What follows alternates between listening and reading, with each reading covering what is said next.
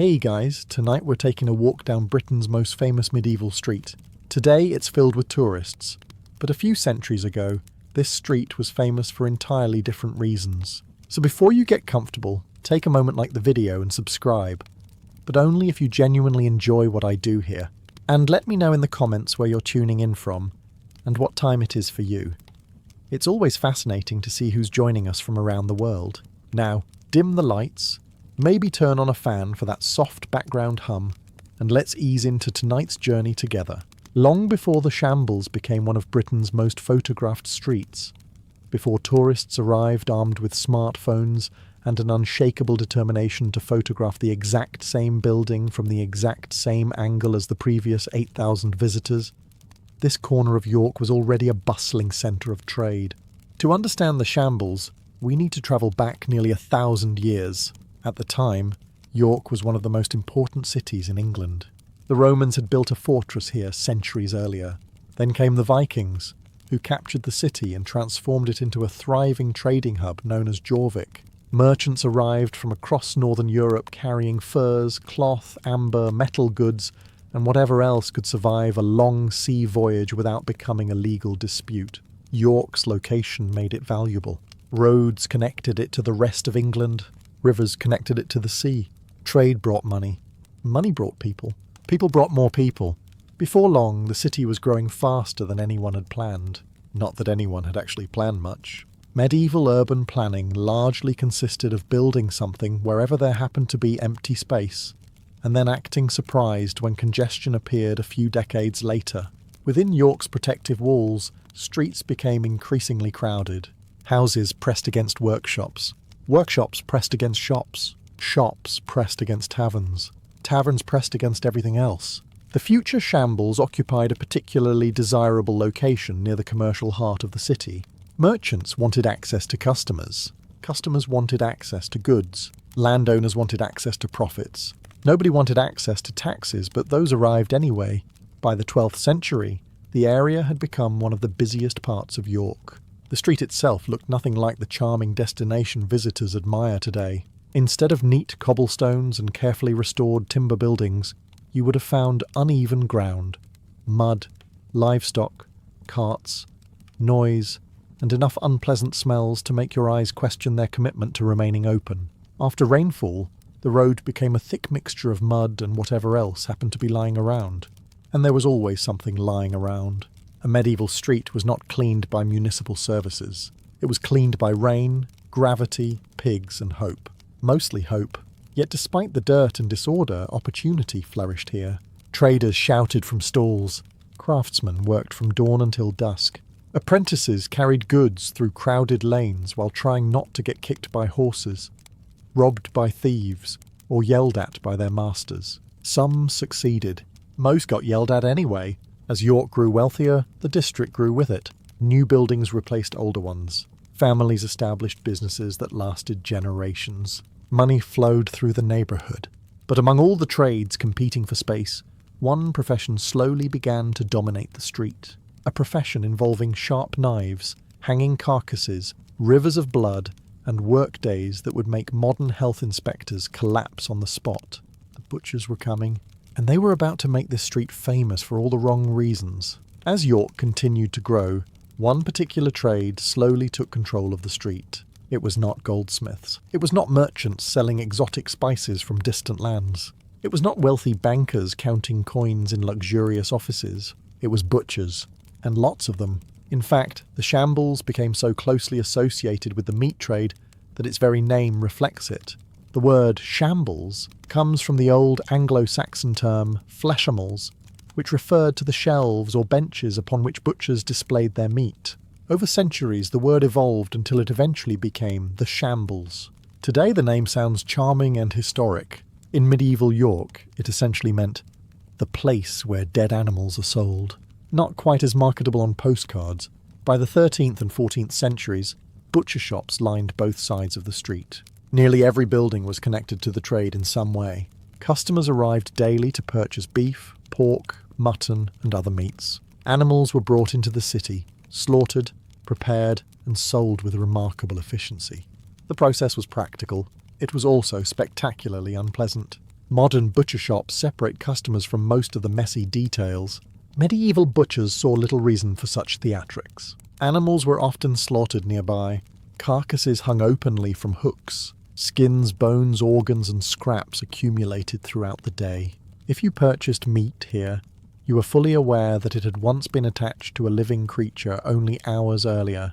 The street itself became an extension of the marketplace. Many butcher shops featured large open windows where meat could be displayed to passing customers. Some of the famous wooden shelves that projected from buildings can still be seen today. They once held cuts of meat rather than souvenir mugs and fantasy-themed merchandise. The smell was impossible to ignore. Fresh meat has an odour. Fresh meat sitting outside all day has a stronger odour. Fresh meat sitting outside in summer heat while surrounded by animal waste creates an experience that modern tourism boards rarely mention. Yet medieval customers considered this perfectly normal. The sight of blood was normal. The smell was normal. The constant buzz of flies was normal. What would horrify many visitors today was simply another shopping trip. The butchers prospered. Their businesses became successful. Families passed shops down through generations. But success came with consequences, because when dozens of butcher shops operated side by side, they produced far more than meat. They produced waste, and soon that waste would transform the shambles into one of the filthiest streets in medieval England. The success of York's butchers created one small problem. Actually, several large problems. The first problem was blood. The second problem was waste. The third problem was that medieval people had not yet invented the phrase environmental sanitation. Every day, animals were slaughtered, butchered, cleaned, and prepared for sale. While this supplied the city with much-needed food, it also produced mountains of unwanted remains.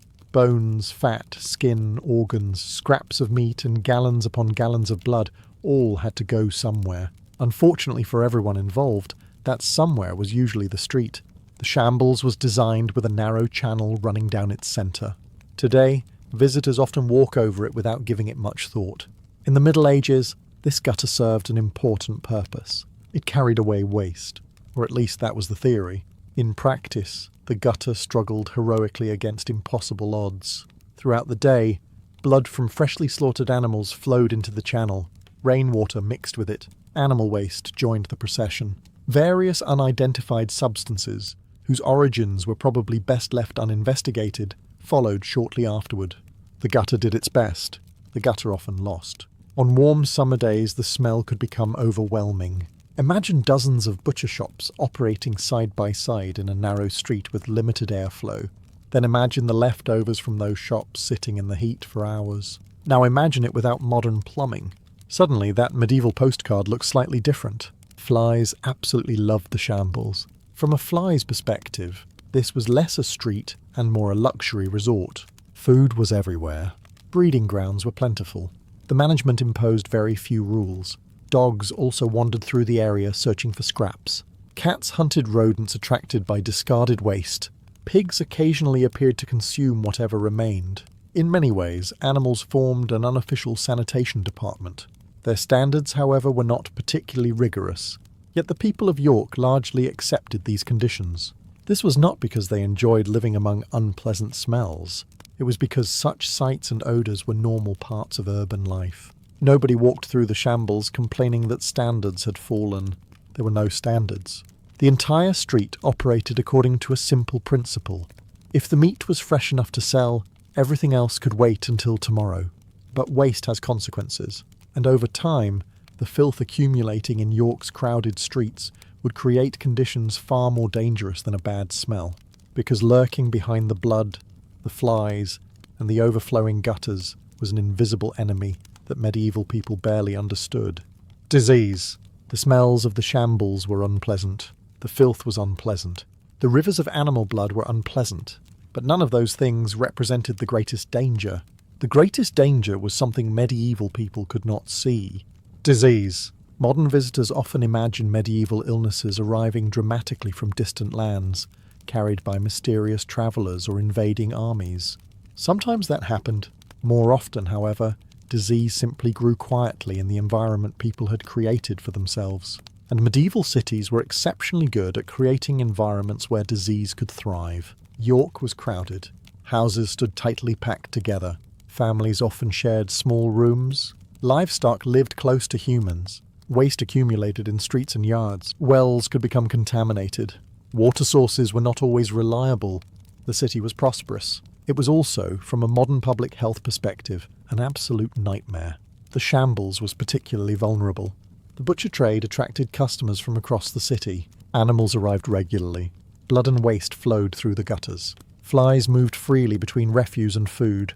Rats found endless opportunities. To a disease-carrying organism, the shambles was not a problem. It was a solution. People constantly became sick. Stomach illnesses were common. Fevers swept through neighborhoods. Skin infections spread easily.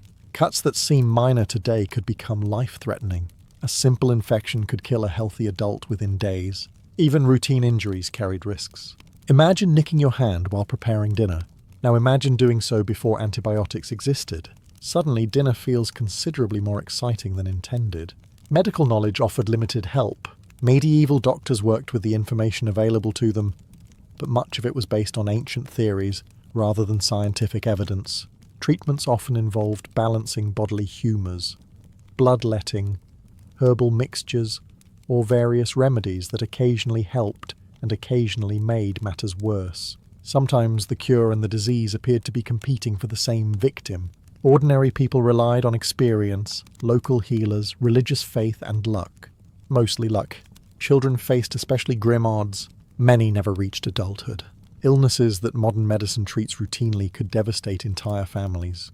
A cough, fever, or infected wound could quickly become a tragedy. Yet life continued.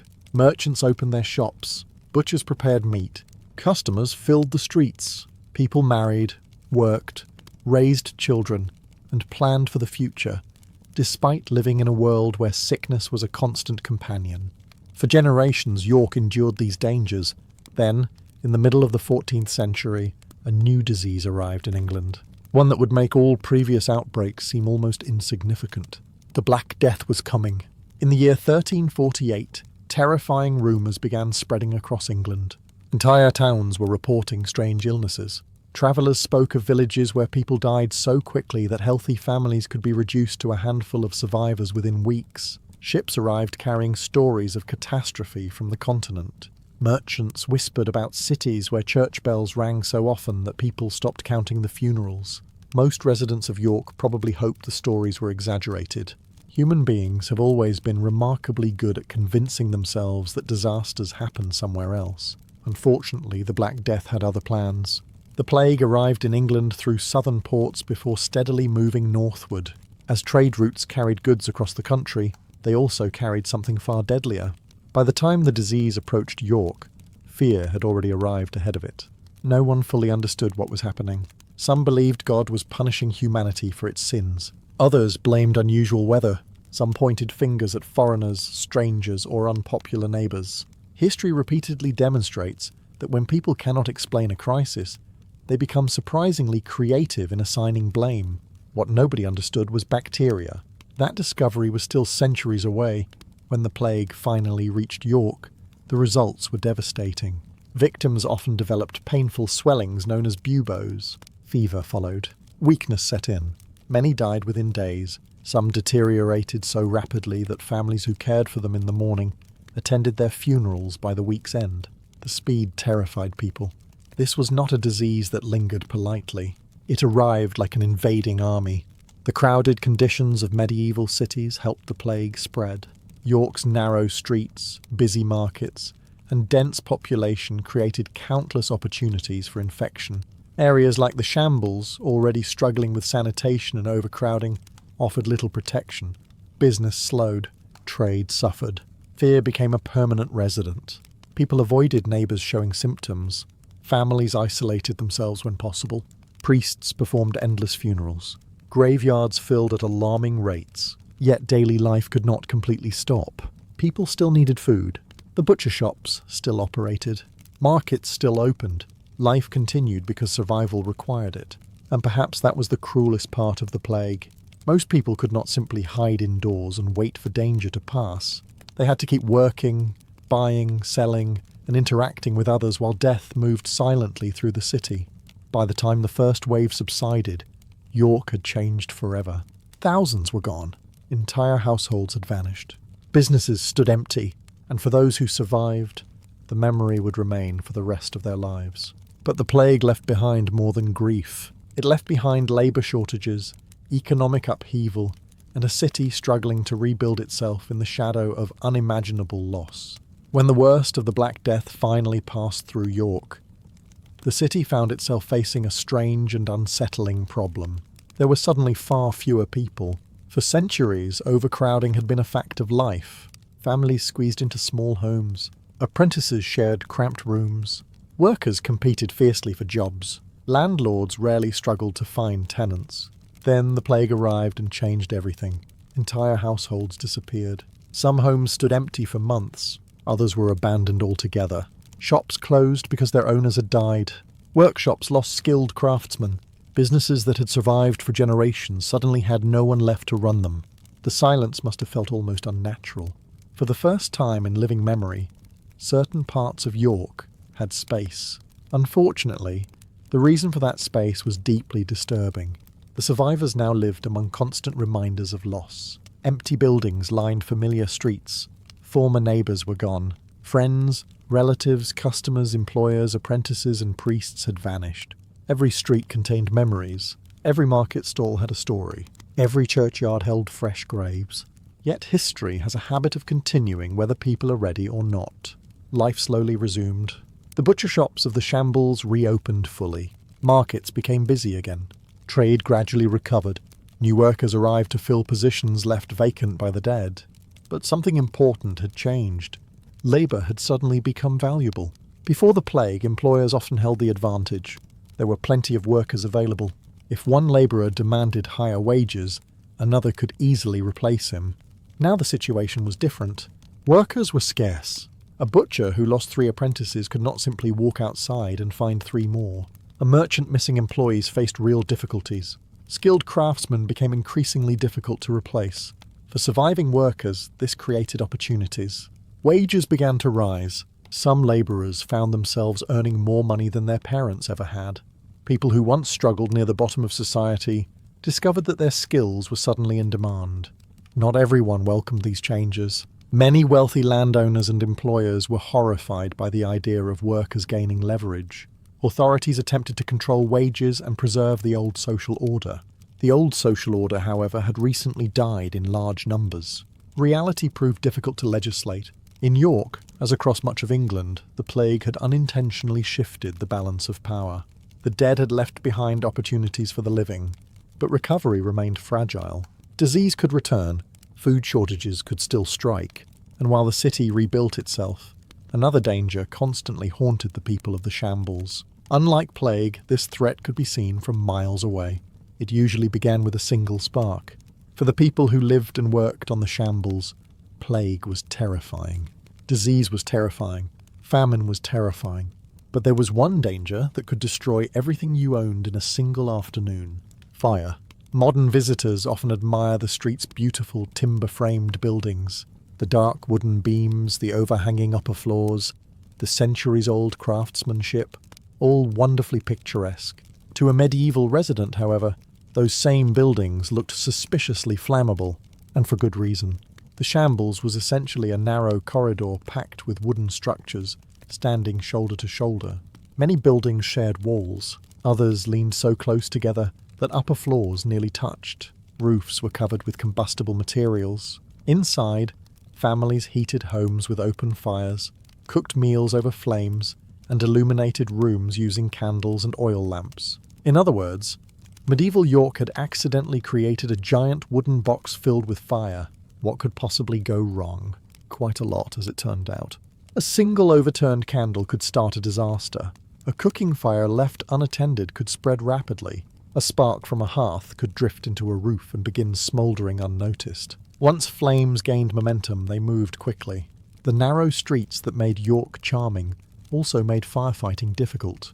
There were no professional fire brigades, no fire engines, no emergency response teams arriving within minutes. Instead, neighbours became the fire department. Buckets of water were passed hand to hand through the streets. Residents climbed roofs attempting to stop the spread.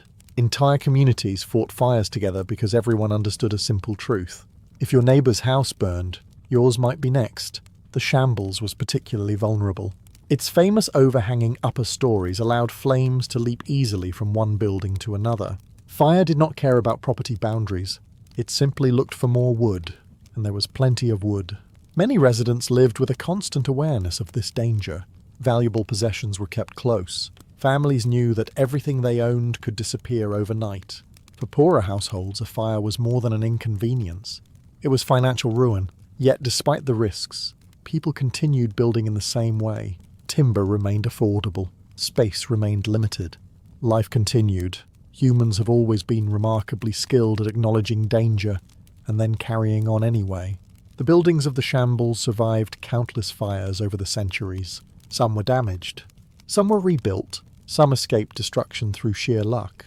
But while fire threatened the street from within, another source of fear loomed just beyond it. A fear that came not from flames or disease, but from the people who ruled the city, and the punishments they imposed upon those who broke its laws. For all its wealth and importance, medieval York was not a particularly peaceful place. This should not come as a surprise. The city contained thousands of people living in close quarters, competing for money, property, business opportunities, and social status. Add alcohol, poor lighting, sharp knives, and a legal system that was still very much a work in progress, and conflict became almost inevitable. The shambles, with its crowded shops and constant flow of customers, provided endless opportunities for crime. Pickpockets worked busy markets. Thieves targeted merchants carrying valuable goods. Scammers cheated customers whenever possible. And arguments had an unfortunate tendency to escalate very quickly. Today, a disagreement over a business transaction might result in a strongly worded online review. In medieval York, it might result in someone reaching for a knife. The city authorities attempted to maintain order, but policing looked very different from what we know today. There was no modern police force, no detectives, no forensic teams carefully analysing evidence. Instead, communities largely policed themselves. If a crime occurred, victims often relied upon witnesses, neighbours or local officials. Suspects could be pursued through a system known as the hue and cry, where ordinary citizens were expected to help chase criminals. Imagine being woken in the middle of the night and ordered to help hunt a thief through dark medieval streets. Participation was not considered optional. Justice itself could be harsh. Fines were common for minor offences. More serious crimes could result in imprisonment, public humiliation, mutilation, or execution. Medieval authorities believed punishment should serve as a warning, a very visible warning. Public punishments attracted crowds. People gathered to watch offenders placed in stocks, pillories, or other devices designed to maximize embarrassment. The public was expected to learn a lesson. The crowd often learned new insults instead. Executions were even more dramatic. They served as powerful reminders of royal authority and the consequences of breaking the law. For residents of York, these spectacles were part of life. Children grew up seeing them. Merchants discussed them. Travellers carried stories of them to other towns. The message was simple: obey the law, or become entertainment. Yet despite the threat of punishment, crime never disappeared. Where there was money, there were thieves. Where there were crowded streets, there were opportunities. And where there were human beings, there were bad decisions. The people of the shambles lived with this reality every day. But while criminals posed a danger to individuals, another threat loomed over the entire city. A threat capable of turning neighbour against neighbour. A threat fueled by fear, faith and suspicion. Religious tensions were about to cast one of the darkest shadows in York's long history. For centuries, York was one of England's most important religious cities. Towering churches dominated the skyline. Monasteries housed monks and nuns. Priests guided communities through baptisms, marriages and funerals. Pilgrims travelled long distances to visit sacred sites. Religion shaped nearly every aspect of daily life. It also had the unfortunate tendency to divide people. Most visitors strolling through the shambles today have little reason to think about religious conflict.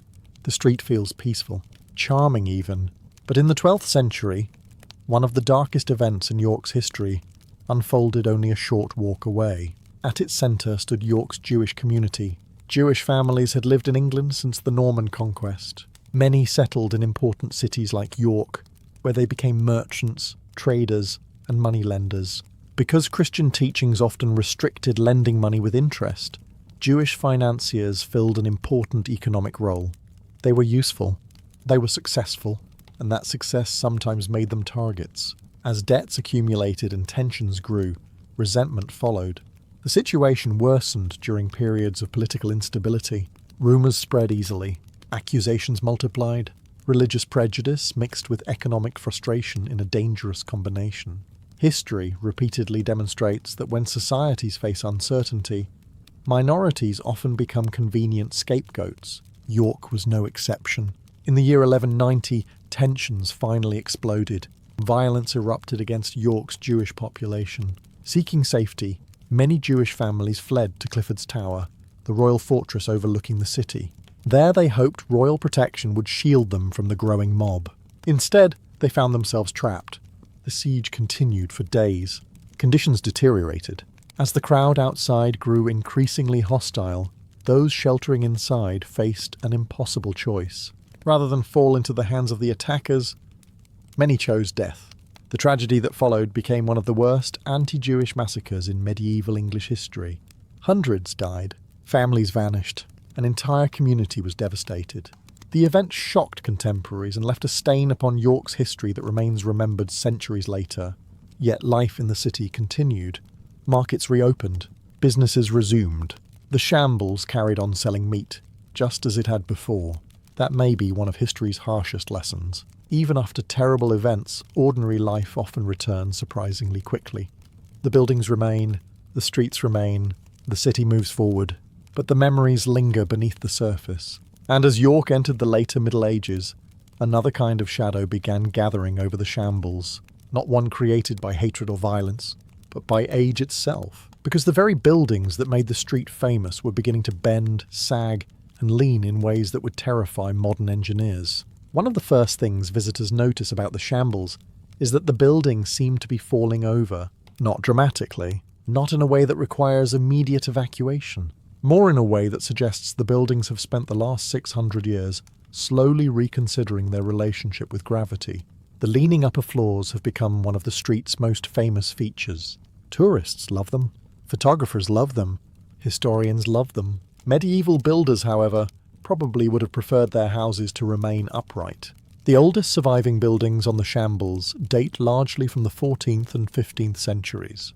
They were constructed using timber frames filled with plaster and other materials. At the time, these structures represented practical solutions to urban living. No one expected them to survive into the 21st century. Frankly, many probably did not expect them to survive into the 16th. Yet here they are. Part of the reason the buildings lean is simple age. Timber shifts over time. Foundations settle. Generations of repairs, modifications, and additions gradually altered the structures. Each century left its mark. A wall might be moved, a room expanded, a roof repaired, a floor reinforced. Then another generation would come along and make its own adjustments. After several hundred years, the result resembled less a carefully engineered structure and more a very successful architectural compromise. The famous overhanging upper stories also contributed to the effect. Property owners wanted more living space, but land inside York's walls was expensive. Rather than expanding outward at ground level, they built upper floors that projected over the street below. This approach created larger homes without requiring additional land. It also created the visual impression that the buildings were slowly attempting to shake hands above pedestrians' heads. In some places, the upper stories grew so close together that daylight struggled to reach the street below. The shambles became darker, narrower, more enclosed, which was wonderful if you enjoyed atmosphere, less wonderful if you enjoyed sunlight. Despite their appearance, these buildings survived numerous threats. Fires damaged some structures, storms battered others, economic downturns reduced maintenance. Wars disrupted trade, yet the street endured. Partly because residents continually repaired what they could, partly because replacing entire buildings was expensive, and partly because medieval people possessed a remarkable ability to look at a visibly crooked house and conclude that it would probably be fine for another generation. Most of the time, they were correct. But as the centuries passed, the aging street accumulated more than structural quirks. It accumulated stories. Strange stories. Stories of shadows, whispers, unexplained footsteps, and encounters that convinced many residents that the shambles was not entirely occupied by the living.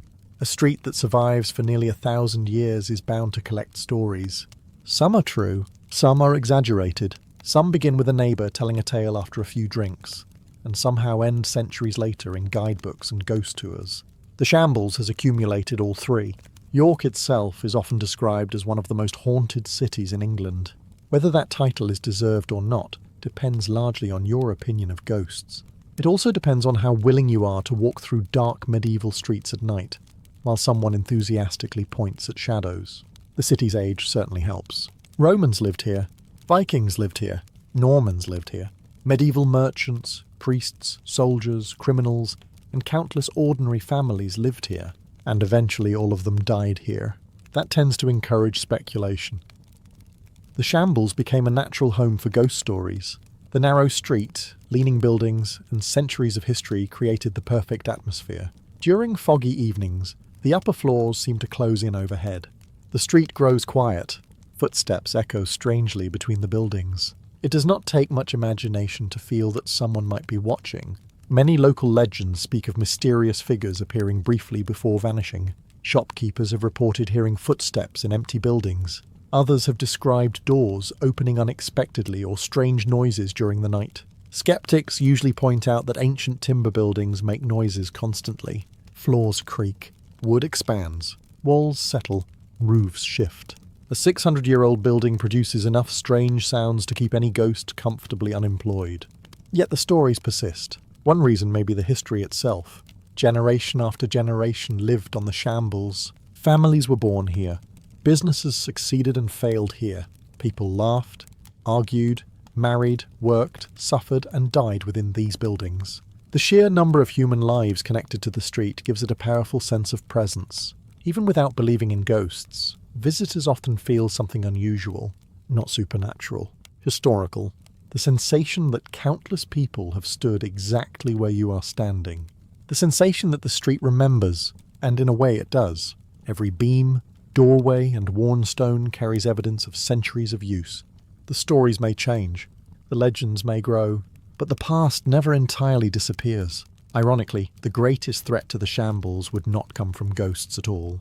It would come from progress, because by the 19th century, many people looked at old medieval streets and saw not history, but obstacles that needed to be removed.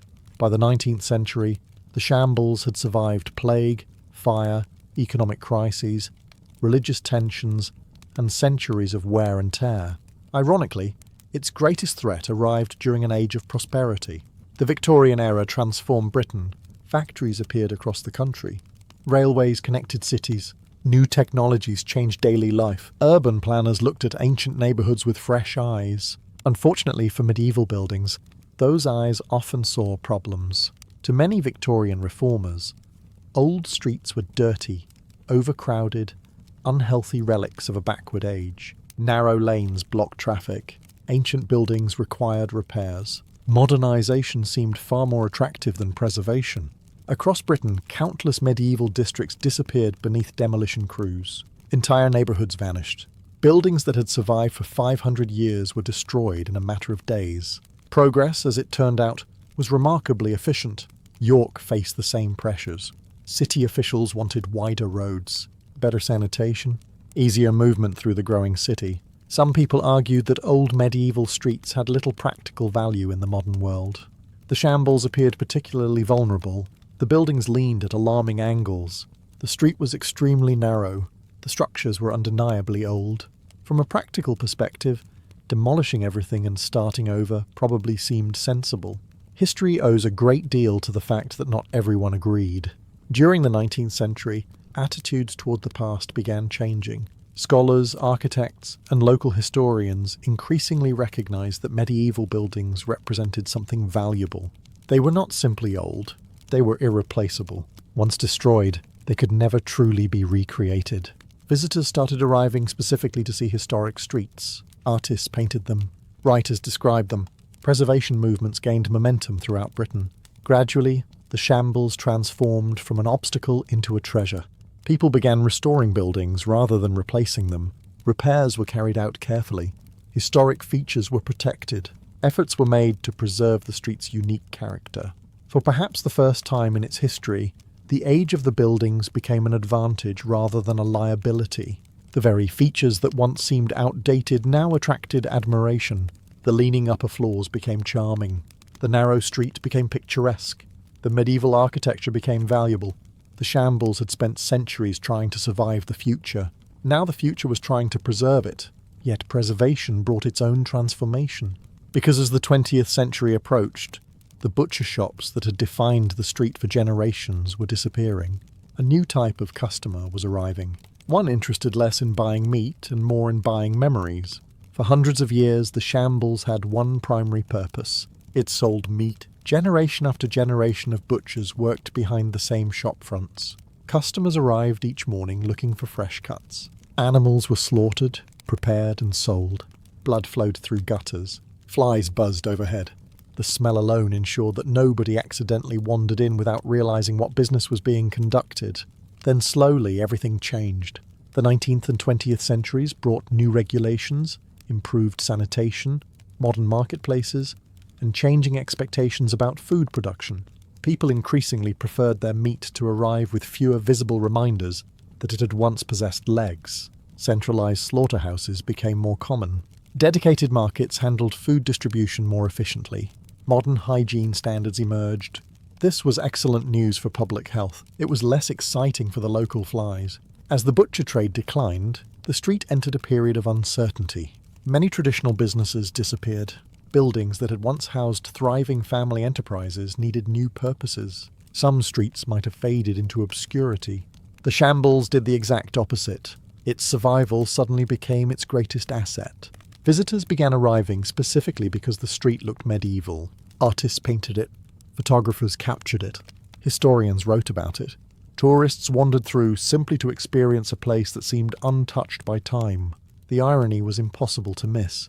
For centuries, residents had endured the inconveniences of narrow streets, aging buildings, poor lighting, and difficult living conditions. Now people were travelling hundreds of miles to admire those inconveniences. The buildings themselves adapted once again. Former butcher shops became gift stores. Old commercial spaces became cafes. Historic buildings housed businesses that medieval residents could never have imagined. Some sold books, some sold souvenirs, some sold products that would have been completely incomprehensible to a 14th century butcher. Imagine trying to explain collectible refrigerator magnets to a medieval merchant. You would probably be accused of witchcraft. Tourism transformed the street's economy. Instead of serving local residents purchasing necessities, the shambles increasingly catered to visitors seeking experiences. The street became famous around the world. Films, television programs, travel guides, and social media helped spread its image far beyond York. Millions of people who had never visited England recognized its distinctive appearance. And yet, despite all the changes, something remarkable remained. The building still stood. The same crooked timber frames, the same narrow route, the same centuries-old foundations. Beneath the modern shops and smiling visitors, the medieval street endured. But as tourists walk beneath those leaning buildings today, most never realize just how much history surrounds them, or how much darkness still hides in plain sight. Today, the Shambles is one of the most visited streets in Britain. Visitors arrive early in the morning before the crowds. They photograph the leaning buildings. They admire the timber frames. They browse the shops. They enjoy the atmosphere. Most leave with pleasant memories. Very few leave thinking about blood-filled gutters. History has a remarkable ability to clean itself up. Not literally, of course. Medieval York spent centuries struggling with that particular challenge. But over time, uncomfortable details fade while picturesque details survive. The beautiful buildings remain. The smells disappear. The photographs survive. The suffering is forgotten. As you walk through the Shambles today, it is difficult to imagine what the street once looked like. The polished shop windows replace butcher stalls. Tourists replace livestock. The aroma of coffee replaces the scent of freshly slaughtered animals. For modern visitors, the street feels almost magical. For much of its history, it felt considerably less magical and considerably more sticky. The residents who lived here were not characters in a fantasy story. They were ordinary people facing extraordinary hardships. They endured disease outbreaks that could kill neighbours within days. They survived brutal winters without modern heating. They watched fires threaten entire neighbourhoods. They buried family members during plague epidemics. They worked long hours simply to earn enough money to survive another week. And they did all of this while living in buildings that occasionally appeared to be engaged in a slow-motion collapse. Yet somehow, generation after generation persevered. That perseverance is the real story of the shambles. Not the architecture, not the tourism, not even the history itself. The people, the butcher who opened his shop before dawn, the apprentice carrying supplies through muddy streets, the mother trying to keep children healthy during an outbreak of disease, the merchant rebuilding after a fire, the families who remained when others fled. Their names are mostly forgotten. Their struggles rarely appear in guidebooks. But without them, the shambles would not exist. Every beam in these buildings was raised by human hands. Every shop survived because someone worked to keep it alive. Every century left behind countless stories that never entered official records. And that may be why the shambles remain so fascinating. It is not merely a collection of old buildings. It is a monument to ordinary survival. A place where beauty emerged from hardship. A place where centuries of struggle became centuries of history. The tourists see the fairy tale. The buildings remember everything else. And perhaps that is the strangest thing about the shambles. Its darker past is not hidden underground. It is not locked away in forgotten archives. It stands openly before millions of visitors every year, hidden in plain sight, beneath every crooked beam and every leaning wall, waiting patiently for those willing to look a little closer. The street has never forgotten, only the rest of us have. If you stand on the shambles early in the morning, before the crowds arrive and before the shop doors open, the street feels different. The noise fades. The modern world pulls back for a moment. And for a few brief minutes, it becomes easier to understand why this place has fascinated people for centuries. The buildings still lean overhead exactly as they have for generations. The narrow street still follows the same route, worn by countless feet, long before automobiles, electricity, or even the concept of a weekend existed. Every stone has witnessed history, not the grand history found in textbooks, not kings signing treaties or armies winning battles. The other kind of history, the kind most people actually lived. For nearly 1,000 years, ordinary men and women walked this street carrying out ordinary lives. A butcher hurrying to open his shop before sunrise. A merchant worrying about debts. An apprentice dreaming of one day owning a business. A mother carrying food home for her family. A child chasing friends through the crowded lane. None of them knew they were living inside a future tourist attraction. They were simply trying to get through another day. That is what makes the shambles remarkable. Its survival is not just architectural. It is human. The street survived because generations of people repaired it, rebuilt it, worked within it, and refused to abandon it. When plague struck, they remained. When fires threatened, they rebuilt. When businesses failed, new ones appeared. When entire centuries passed, life continued. The buildings standing today are the visible part of that story. The invisible part belongs to the people. The thousands of forgotten lives that shaped this place brick by brick, beam by beam, year after year. Visitors often describe the shambles as stepping into the past. In reality, the past never left. It lingers in the warped timber frames. It hides beneath the cobblestones. It echoes through the narrow spaces between buildings. The street may look charming now. It may appear peaceful. But behind every postcard view lies a history filled with blood, disease, hardship, fear, resilience, and survival. That is the true story of the shambles. Not a fairy tale, not a fantasy, but 1,000 years of ordinary people enduring extraordinary circumstances, and somehow, against all odds, leaving behind one of the most famous streets in the world, a street that still stands today, still leaning, still enduring, and still quietly telling its story to anyone willing to slow down and listen. Long before the first cauldron began to simmer, and before a single harp string was plucked, the feast was already underway in the minds of the Celtic Tribes. Across the countryside, word spread that a gathering was approaching. There were no printed invitations, no carefully designed event posters, and certainly no complaints about parking. Instead, travellers carried news from settlement to settlement. Farmers heard it while trading livestock. Hunters learned of it while returning from the forests. Soon, entire communities knew that the time had come to gather. The roads leading toward the chosen meeting place gradually filled with people. Families travelled together, bringing carts loaded with supplies, blankets, tools, and food. Children ran ahead excitedly, while older relatives moved at a pace that suggested they had attended enough feasts to know that rushing accomplished very little. For many Celts, these gatherings were among the most important events of the year. Daily life was often spent working fields, tending animals, repairing homes, and surviving the endless demands of a world that seemed determined to break carts, ruin crops, and produce rain at the least convenient moments. A feast offered something different. It was a chance to see distant relatives, exchange news, settle disputes, arrange marriages, and remind neighbouring communities that they were part of something larger. As people arrived, temporary camps began to form around the main settlement. Fires appeared across the landscape like scattered stars. The smell of wood smoke drifted through the air. Conversation started immediately.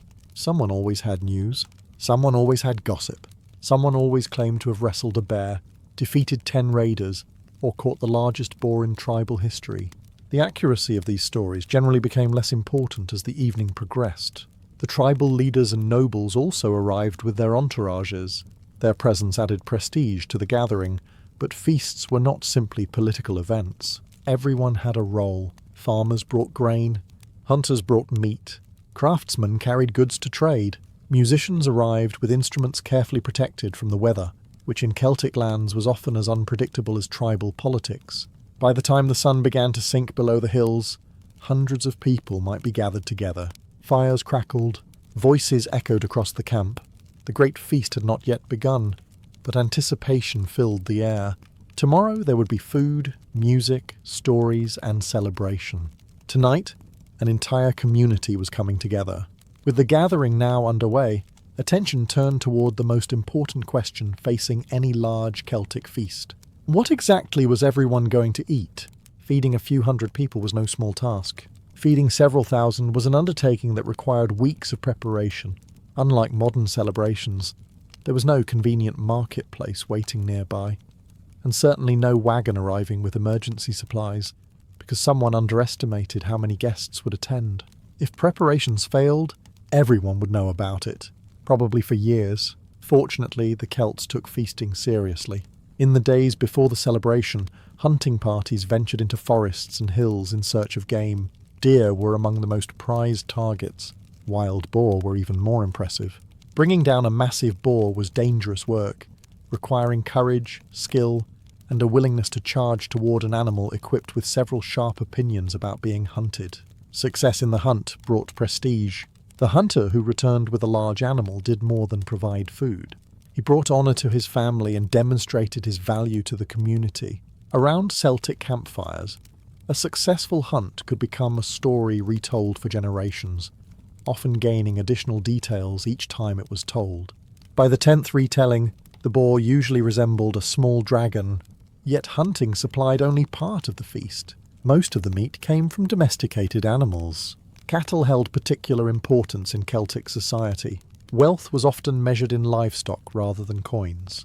A chieftain with large herds possessed power, influence, and the ability to host magnificent feasts. During major celebrations, selected cattle were slaughtered to feed the gathered crowds. Sheep and pigs also contributed to the enormous meals.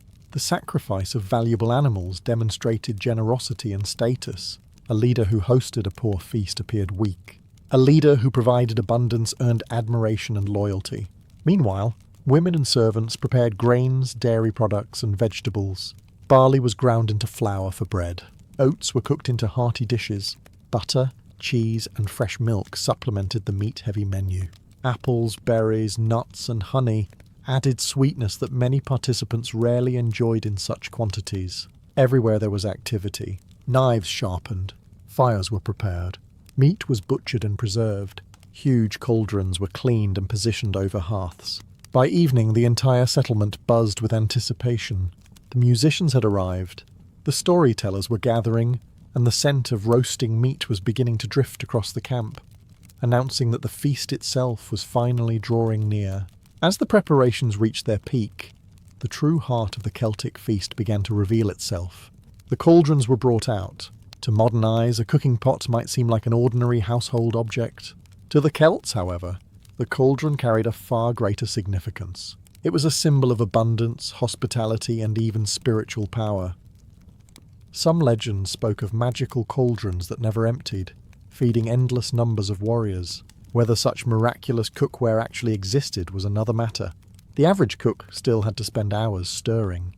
The largest cauldrons were enormous bronze vessels capable of feeding hundreds of people. Positioned over roaring fires, they became the centre of activity throughout the feast grounds. Servants and cooks moved constantly around them, adding ingredients and monitoring the contents. Into these great pots went chunks of beef, pork, mutton and venison.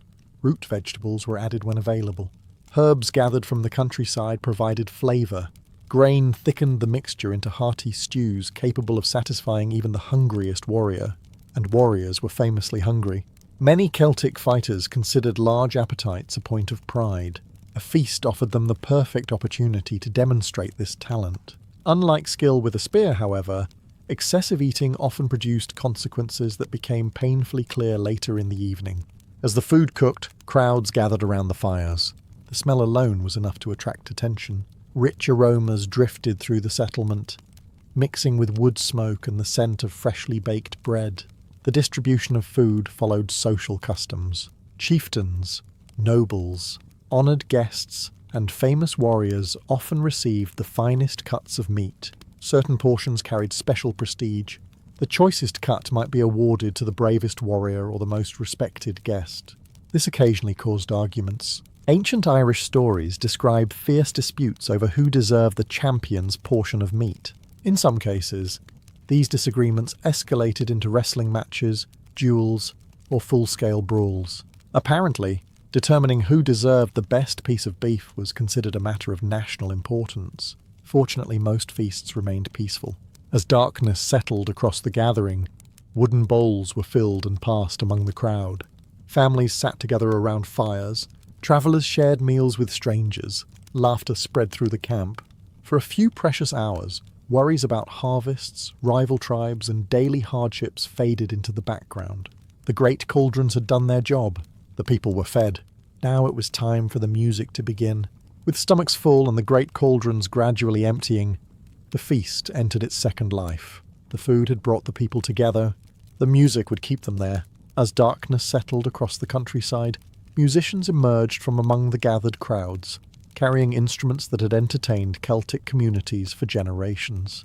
Harps, pipes, horns, drums, and stringed instruments appeared around the fires. Some were finely crafted possessions owned by respected performers. Others looked as though they had survived several generations of enthusiastic use. No one seemed particularly concerned about perfection. Celtic music was not something reserved for grand halls or silent audiences. It was meant to be experienced collectively. People sang along, clapped, danced, and occasionally joined in despite possessing very little musical talent. Fortunately, after enough cups of ale, standards became remarkably flexible. The harp often held a special place among Celtic instruments. Skilled harpists enjoyed considerable respect. Their music could accompany celebrations, honour important guests, or provide a fitting backdrop for stories of heroes and gods. Nearby, drummers established steady rhythms that echoed across the camp. Pipes added sharp melodies that carried through the night air. The combined sound transformed the gathering into something almost magical. Soon dancing began. Young men and women joined circles around the fires. Friends grabbed one another by the arms and moved to familiar rhythms. Some dances were energetic enough to leave participants breathless. Others moved at a slower pace, offering opportunities for conversation and courtship. For many young people, the feast was one of the few chances to meet potential partners from neighbouring communities. Parents often noticed these interactions with great interest. Young couples attempted to appear casual. Parents attempted to appear discreet. Neither side was usually very convincing.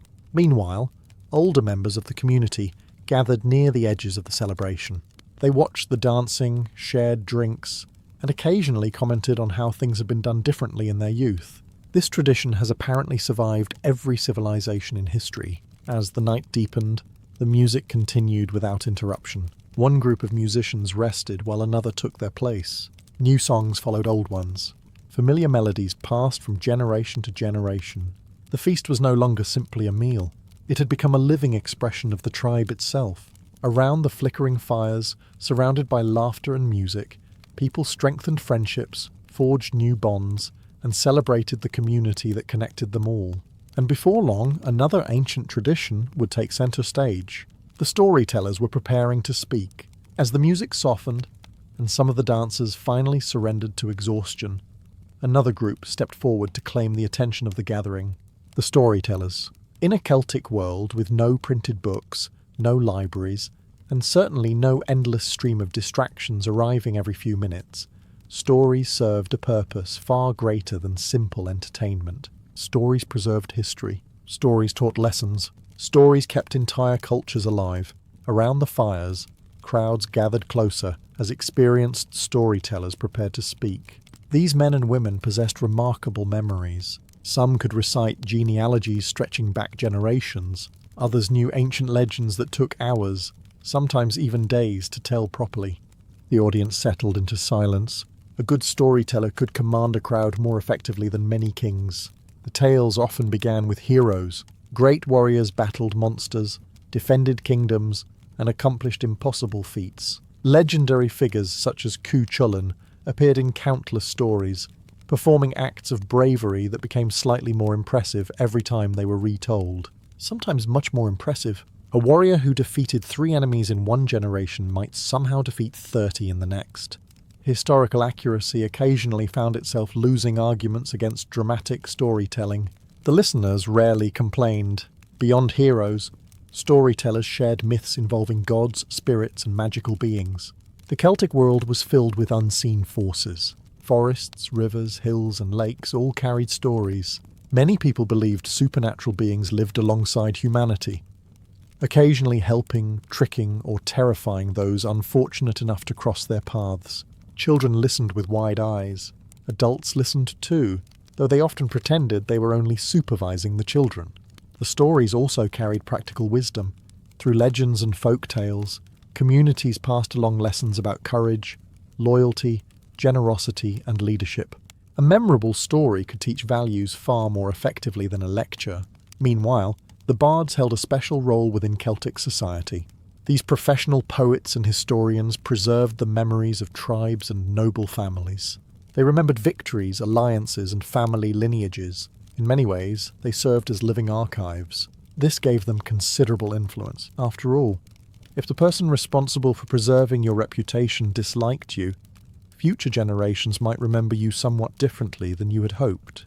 As the firelight flickered across attentive faces, old stories continued flowing into the night. Some inspired laughter, others inspired wonder, and some reminded everyone gathered there that they belonged to a people whose history stretched far beyond any single lifetime. For the Celts, memory itself was part of the feast.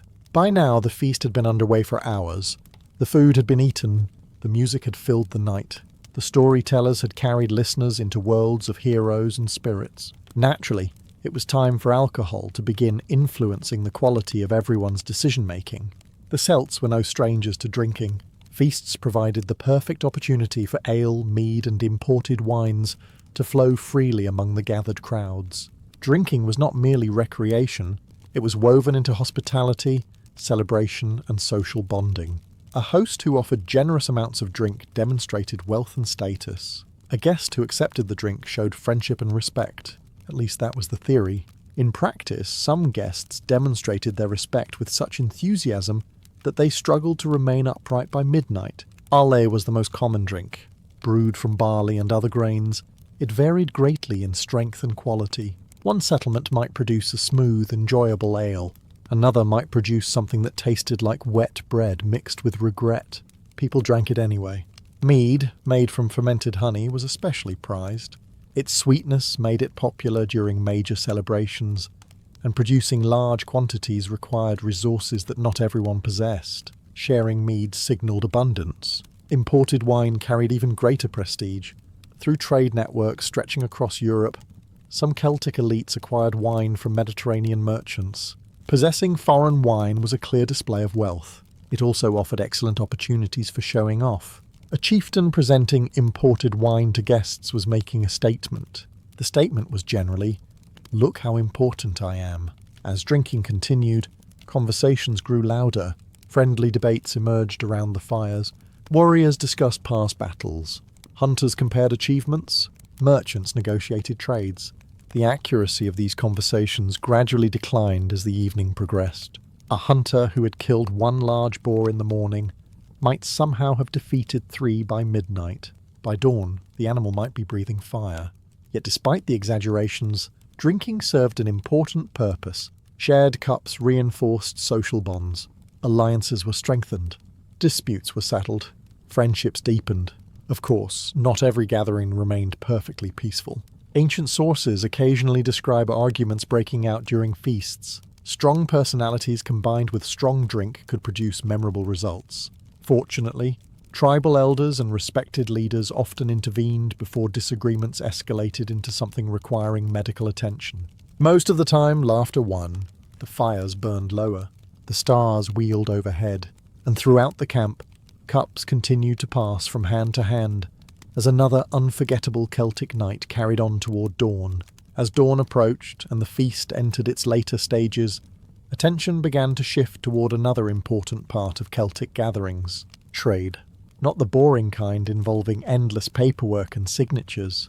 The Celtic version involved colourful goods, lively bargaining, and occasional attempts to convince someone that a perfectly ordinary knife was actually a legendary artifact of tremendous importance. Large feasts attracted people from many settlements, creating rare opportunities for exchange. Farmers, hunters, blacksmiths, craftsmen, merchants and travellers all arrived carrying goods they hoped to trade.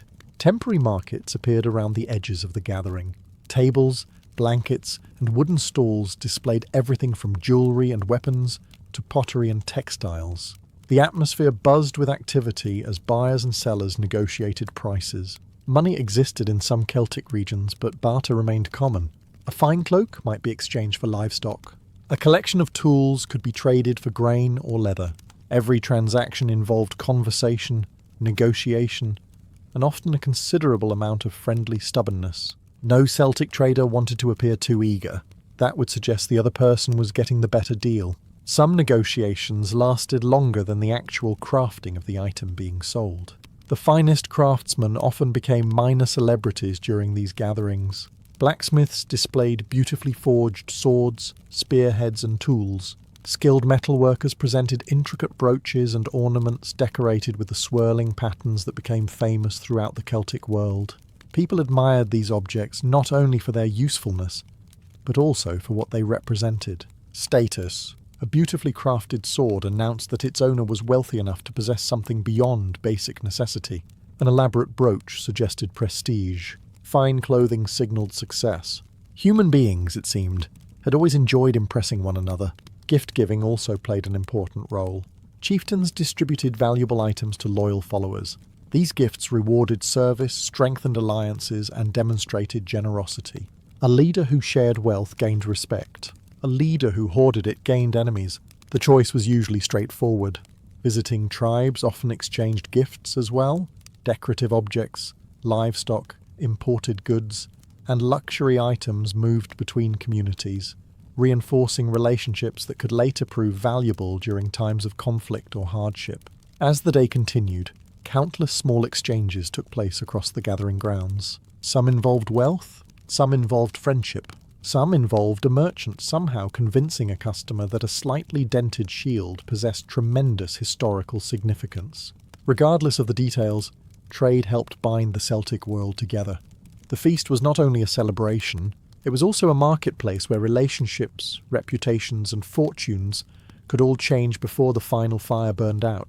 Beneath the laughter, the music, the trading, and the endless consumption of food and drink, there was another layer to the Celtic feast, a sacred one. To the Celts, the gathering was not simply a social event. It was also a moment when the community connected with forces larger than itself. The changing seasons, the land, the ancestors, and the gods all played a role in these celebrations. Many major feasts coincided with important points in the yearly cycle. Beltane marked the arrival of summer. Samhain signalled the beginning of winter. Imbolc welcomed the first signs of spring. Lughnasadh celebrated the harvest. These festivals helped structure the year and reminded people that their lives depended on rhythms far older than any tribe or kingdom. During such gatherings, druids often played an important role. The druids were not merely priests. They acted as scholars, judges, teachers, advisors, and keepers of sacred traditions. Their knowledge commanded respect throughout Celtic society. When a druid spoke during a ceremony, people listened, partly because of respect, partly because ignoring the individual believed to possess deep spiritual knowledge seemed like an unnecessary gamble. Around sacred fires, prayers and rituals were performed. Offerings might be made to the gods in gratitude for successful harvests, healthy livestock, or victories in battle. Sometimes food was offered, sometimes valuable objects. Occasionally, weapons were deposited in rivers, lakes, or bogs as gifts to supernatural powers. Archaeologists have spent centuries discovering these offerings and wondering how many ancient warriors explained the loss of their favourite sword to an extremely sceptical blacksmith. The ancestors were remembered as well. Many Celts believed the dead remained connected to the living. During festivals, especially Samhain, the boundary between worlds was thought to become thinner. Spirits might visit, ancestors might draw near. This belief added a sense of mystery to the celebrations. As darkness fell and fires flickered across the landscape, stories of spirits, gods, and ancient heroes felt much more convincing than they did in daylight. Even the bravest warriors occasionally found themselves glancing into the darkness beyond the firelight. Purely out of curiosity, of course, the sacred rituals reminded everyone that the feast was about more than enjoyment. It celebrated survival. It honoured the land that sustained the tribe. It acknowledged the generations that came before and the generations yet to come. For a brief moment, the living, the dead, and the divine all seemed connected around the same fires. Eventually, even the greatest feast had to come to an end. The music slowed. The storytellers grew quiet. The great cauldron stood nearly empty. And across the gathering grounds, the first signs of departure began to appear. For days, sometimes longer, the feast had transformed an ordinary settlement into the centre of an entire region's social life. Thousands of conversations had taken place. New friendships had formed. Old rivalries had been eased. Marriages had been discussed. Alliances had been strengthened. Now people faced the difficult reality of returning to everyday life.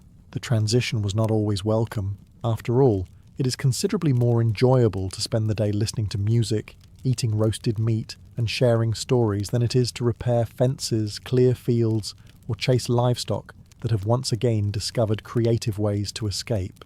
Yet life demanded attention. Families began packing their belongings. Merchants secured unsold goods. Travellers prepared carts and horses for the journey home. The temporary camps that had filled the landscape gradually started to disappear. Around the dying fires, people exchanged final farewells. Some promised to meet again at the next gathering. Some arranged future visits. Some likely made promises they fully intended to keep until confronted with several days of travel and terrible weather. Such realities were hardly unique to Celtic society. The chieftains and leaders also departed carrying valuable outcomes from the feast. Alliances had been renewed. Disputes had been settled. Loyalty had been reinforced through hospitality and generosity. A successful feast strengthened a leader's position. A memorable feast strengthened an entire community.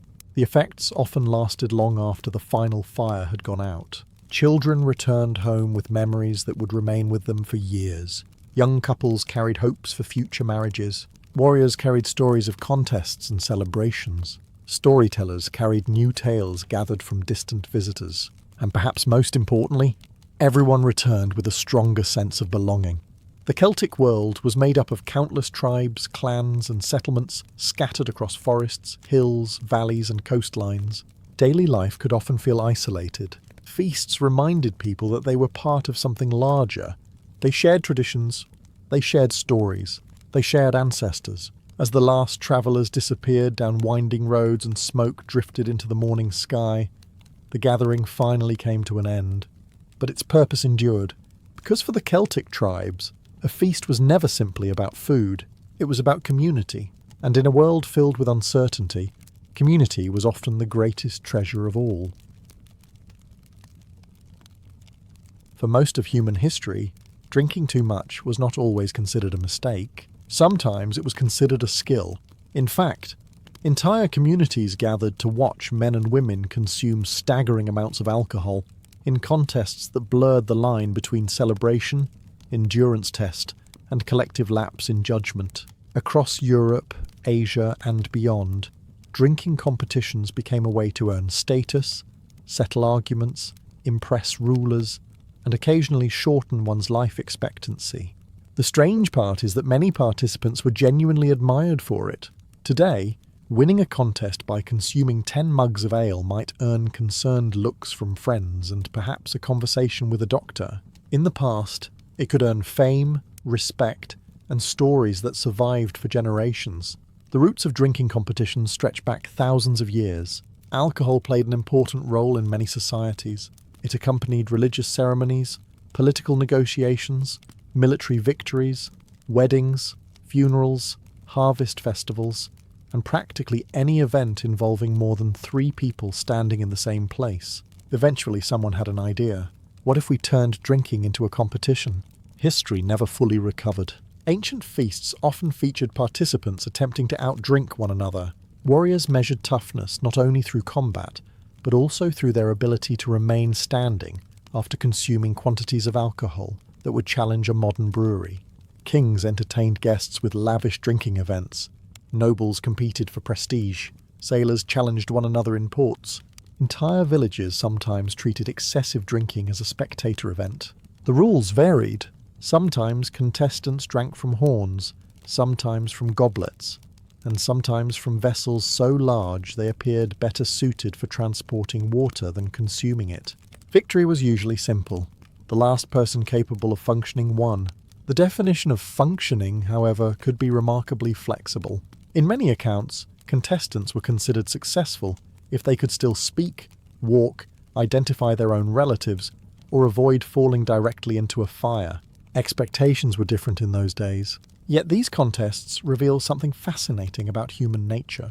Again and again, across different cultures and centuries, people transformed ordinary activities into competitions. Running became races, fighting became tournaments, throwing objects became sports, and drinking became an arena where legends were born. Some competitors would challenge kings, some would humble entire groups of rivals, and a few would become so famous for their drinking exploits that centuries later, historians are still trying to determine whether the stories were true or simply the result of witnesses being equally drunk. If drinking competitions had a spiritual homeland, ancient Greece would certainly qualify as a strong contender.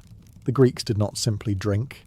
They turned drinking into an art form, a social institution, and occasionally a full-contact intellectual exercise. Their famous drinking gatherings, known as symposia, were among the most important social events in Greek society. Aristocrats, politicians, poets, philosophers, and military leaders gathered in specially prepared rooms to drink wine, discuss ideas, enjoy entertainment, and demonstrate varying levels of self-control, usually decreasing levels. A symposium often began in a relatively civilized manner. Guests reclined on couches arranged around the room. Food was served, conversations flowed, musicians performed, poetry was recited, then the wine arrived. Lots of wine. Unlike many later cultures, the Greeks generally diluted their wine with water. Drinking unmixed wine was often viewed as barbaric behaviour. The ratio varied depending on the occasion, the host, and how quickly everyone wanted the evening to descend into chaos. A moderate symposium might mix 3 parts water to 1 part wine. A less moderate symposium might abandon such restraint entirely. To oversee the event, participants selected a symposiarch.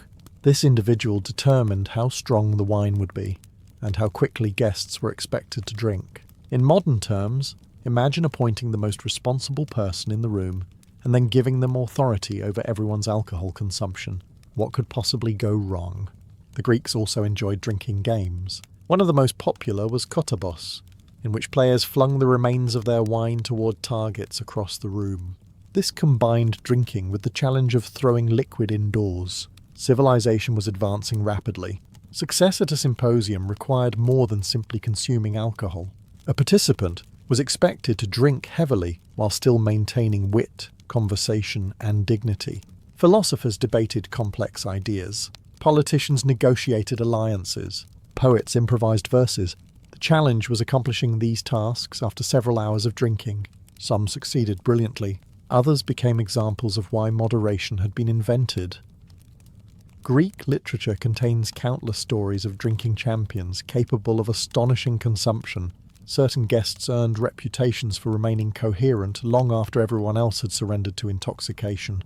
These men became legends at banquets throughout the Greek world. Yet even the Greeks understood the danger. Many writers warned against excess. The ideal participant demonstrated balance rather than recklessness. Of course, advice about moderation tends to lose influence around the same time someone announces another round. And in ancient Greece, there was almost always another round waiting. While the Greeks preferred to combine their drinking with philosophy, poetry, and intellectual debates, the Vikings approached the subject from a somewhat different angle. They combined it with competition, and occasionally threats. In the Viking world, feasting occupied a central place in society. Great halls echoed with stories, laughter, songs, and the constant passing of drinking horns. After successful raids, important alliances, weddings, or seasonal festivals, communities gathered to celebrate. No celebration was considered complete without alcohol. Mead flowed freely. Ale was consumed in impressive quantities. Wealthy chieftains demonstrated their status by providing enough drink to satisfy entire settlements. A stingy host earned criticism. A generous host earned loyalty. A host who ran out of alcohol halfway through a feast risked becoming a story himself. The Vikings viewed drinking as closely connected to honor and courage. Warriors were expected to demonstrate toughness not only on the battlefield but also at the feast table. This naturally led to drinking contests. A challenge might begin with a simple boast. One warrior claimed he could drink more than another. The other disagreed. Several hours later, both men regretted becoming involved. The Icelandic sagas are filled with stories of competitive drinking. Many describe warriors attempting to outdrink rivals, while simultaneously exchanging insults, boasting about heroic deeds, or arguing about whose ancestors were more impressive. The arguments often became increasingly creative as the evening progressed. A man who began by claiming his grandfather owned a successful farm might eventually describe an ancestor who personally wrestled sea monsters while conquering distant kingdoms. The audience generally accepted these developments with remarkable patience. Some rulers actively encouraged drinking competitions. A king who could outdrink his guests projected strength and authority. A warrior who remained standing after everyone else collapsed gained prestige. The ability to handle alcohol became part of a person's reputation. This was not always wise. Several sagas describe feasts that began peacefully before deteriorating into fights, blood feuds, or long-lasting rivalries. Alcohol had a tendency to amplify existing tensions. If two men already disliked one another, consuming large amounts of mead rarely improved the situation. Still, the Viking drinking duel remained a respected tradition. Victory was not measured by elegance or refinement. It was measured by endurance. Who could continue drinking? Who could remain conscious? Who could somehow navigate the hall without colliding with furniture? For the Vikings, these questions carried genuine importance. Because in a society that admired toughness above almost everything else, surviving a drinking contest was viewed as one more way to prove your worth, even if the next morning offered compelling evidence that it had been a terrible idea. If the Vikings turned drinking into a test of toughness, the Romans transformed it into a display of wealth, status, and political power. No one embodied this better than the emperors and aristocrats who hosted some of history's most extravagant drinking competitions. Roman banquets were legendary throughout the ancient world. Guests entered dining rooms filled with exotic foods, expensive decorations, musicians, entertainers, and enough wine to make poor decisions on an imperial scale. These feasts could last for hours. Sometimes they lasted all night. Occasionally they seemed determined to continue until someone forgot why the banquet had started in the first place. Wine occupied the center of everything. Vast quantities arrived from vineyards across the empire. Wealthy hosts proudly served rare vintages imported from distant provinces. The quality of wine reflected the status of the host, and Roman elites cared deeply about status. A banquet was not simply a meal. It was a competition. Guests competed through conversation, displays of wealth, political influence, and, quite often, drinking ability. A nobleman who could consume large amounts of wine while remaining composed gained admiration from his peers, at least until he stopped remaining composed. Several Roman writers complained about excessive drinking among the upper classes. The poet Martial mocked guests who treated banquets as endurance contests.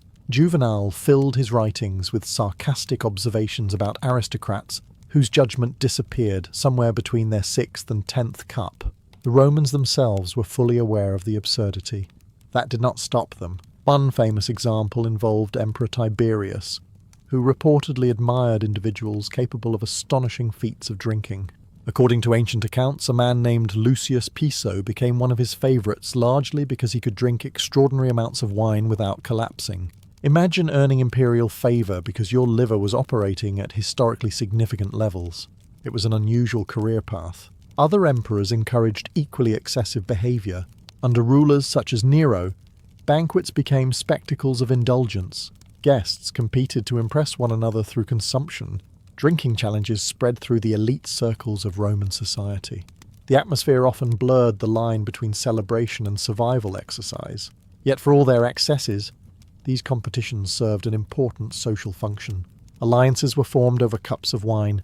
Political deals emerged during banquets. Friendships were strengthened. Enemies occasionally became even greater enemies. As the empire grew richer, the drinking contests grew larger, and while Roman armies conquered distant lands, Roman nobles were busy conquering goblets, amphorae, and every available source of wine.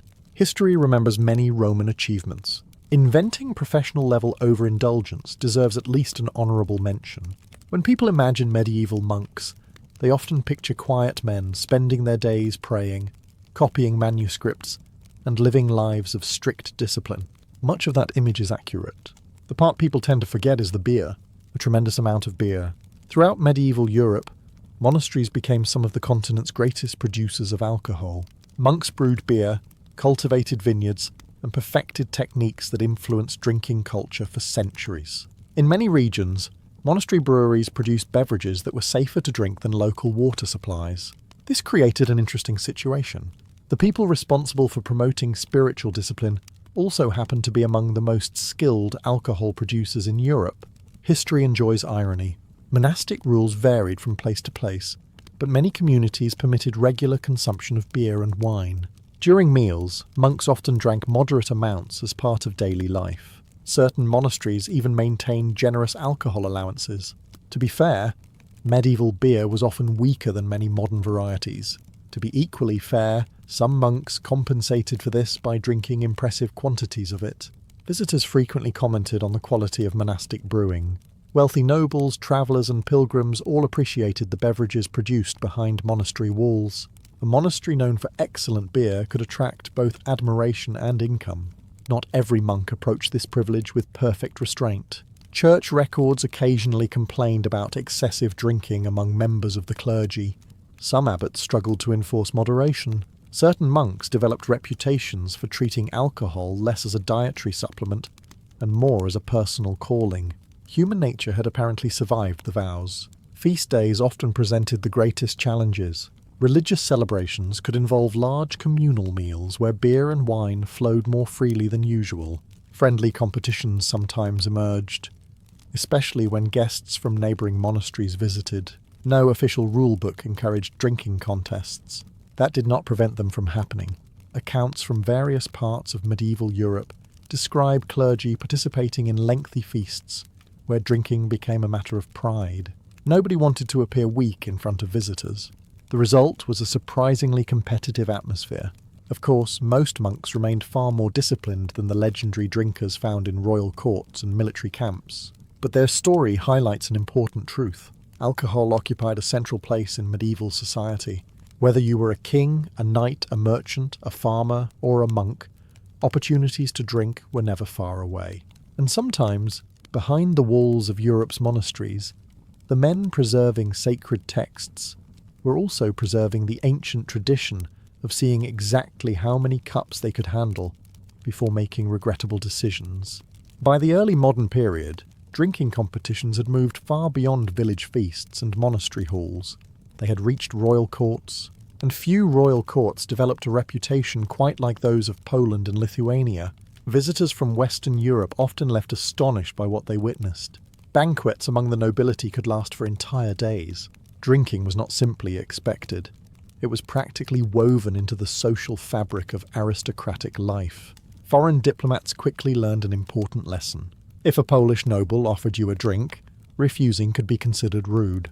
Accepting, however, often led to additional drinks, and then additional drinks after those. Soon, many visitors found themselves trapped in what can only be described as a highly civilized ambush.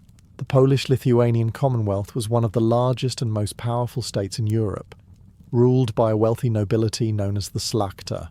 These nobles took pride in hospitality, generosity, and grand celebrations. Unfortunately for their guests, they also took pride in their drinking capacity. Banquets featured endless toasts. Every important event required one. Military victories received toasts. Political agreements received toasts. Weddings received toasts.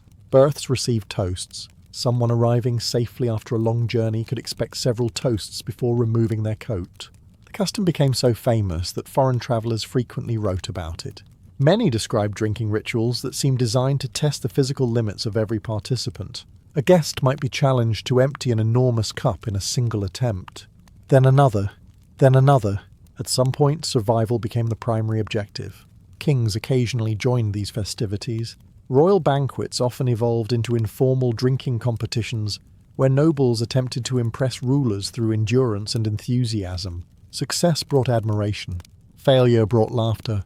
In some circles, a nobleman's reputation depended partly on his ability to remain standing after extraordinary amounts of alcohol.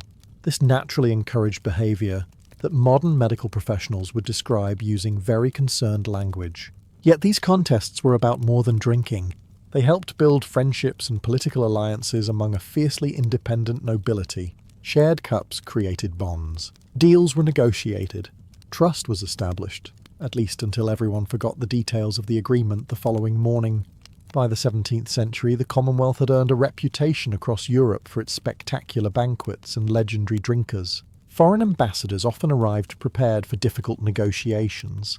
Many discovered that surviving dinner was the greater challenge. And in the courts of Poland and Lithuania, out-drinking your rivals could sometimes accomplish almost as much as defeating them in politics. If Poland and Lithuania were famous for their drinking culture, Russia elevated the concept to an entirely different level.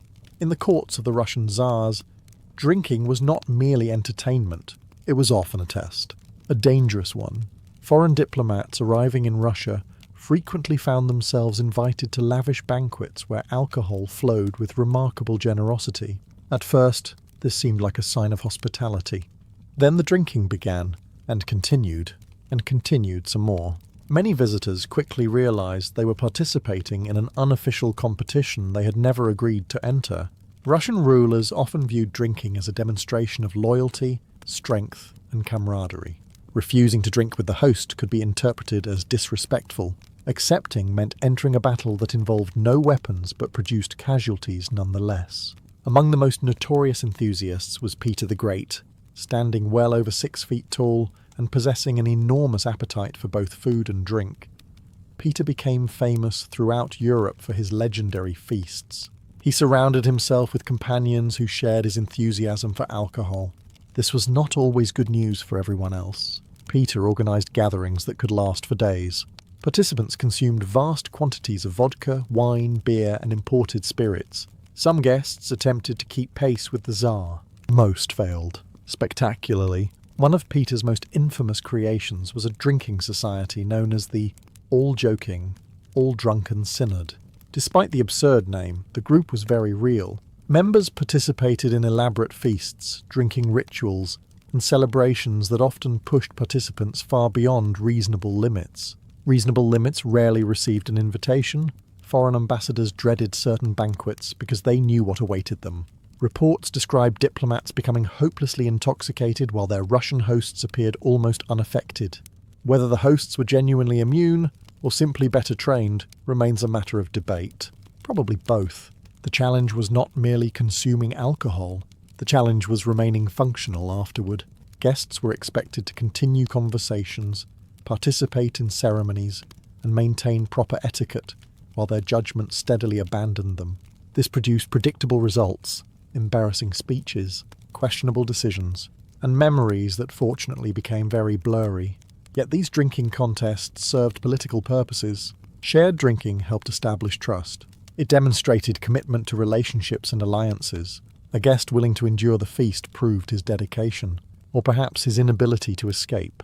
Either way, the Russian court became famous across Europe for its extraordinary drinking culture, and for countless visitors, surviving a banquet with the Tsar felt every bit as challenging as surviving a diplomatic negotiation.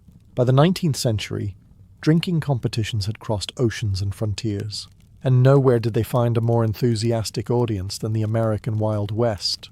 The frontier was a hard place to live. Settlers faced isolation, extreme weather, dangerous work, and constant uncertainty. After long days spent ranching, mining, herding cattle, or travelling across vast distances, many people sought relief in the same place. The saloon. Every frontier town seemed to have one. Some towns had several. A few appeared to have more saloons than permanent residents. Inside these establishments, alcohol flowed almost continuously. Cowboys, prospectors, gamblers, lawmen, merchants, and travellers gathered around wooden bars that became the social centres of frontier life. Naturally, competition followed. A man who claimed he could outshoot everyone in town often also claimed he could outdrink everyone in town. Whether either claim was true varied considerably. Bragging was practically a local currency. Stories of legendary drinkers spread throughout the frontier. Certain individuals earned reputations for consuming astonishing amounts of whiskey while remaining surprisingly functional, at least according to their friends, and their friends were usually drinking too. One famous example was the frontiersman and lawman Wyatt Earp, who witnessed countless drinking contests throughout his life. Figures such as Doc Holliday also became associated with the hard drinking culture of the West. Holliday in particular seemed determined to challenge both tuberculosis and common sense simultaneously. Many contests were informal. Two rivals would sit down at a bar and begin ordering rounds. Spectators gathered. Bets were placed. The competitors continued drinking until one admitted defeat, collapsed, or became physically incapable of locating the next glass. Victory conditions were not always clearly defined. Mining towns became especially notorious for these competitions. During mining booms, workers suddenly flush with money often celebrated with spectacular enthusiasm. Entire paychecks could disappear in a single evening, sometimes within hours, occasionally within minutes. Saloon owners generally viewed this as excellent news. Yet drinking contests served an important social role. They provided entertainment in isolated communities. They helped newcomers earn acceptance. They created stories that people would retell for years, usually with substantial exaggeration. A man who drank 6 whiskies during one contest might eventually be remembered as someone who consumed 30, while simultaneously winning a poker game and wrestling a bear. The details were flexible. The legend was what mattered, and in the Wild West, where reputation could be almost as valuable as money, becoming known as the toughest drinker in town was a title many pursued, even if the trophy was nothing more than a terrible headache the following morning. After thousands of years of drinking competitions, feasts, royal banquets, tavern challenges, and legendary contests, one pattern appears again and again. People kept trying to discover the absolute limits of human alcohol consumption. History repeatedly demonstrated that this was not an especially good idea, yet generation after generation continued trying. By the late 19th and early 20th centuries, attitudes toward drinking competitions slowly began to change. Industrial societies became more organized. Governments grew more concerned about public health. Medical science advanced enough to explain what happened inside the human body during extreme drinking. The findings were not encouraging. It turned out that treating your liver like an undefeated gladiator came with consequences.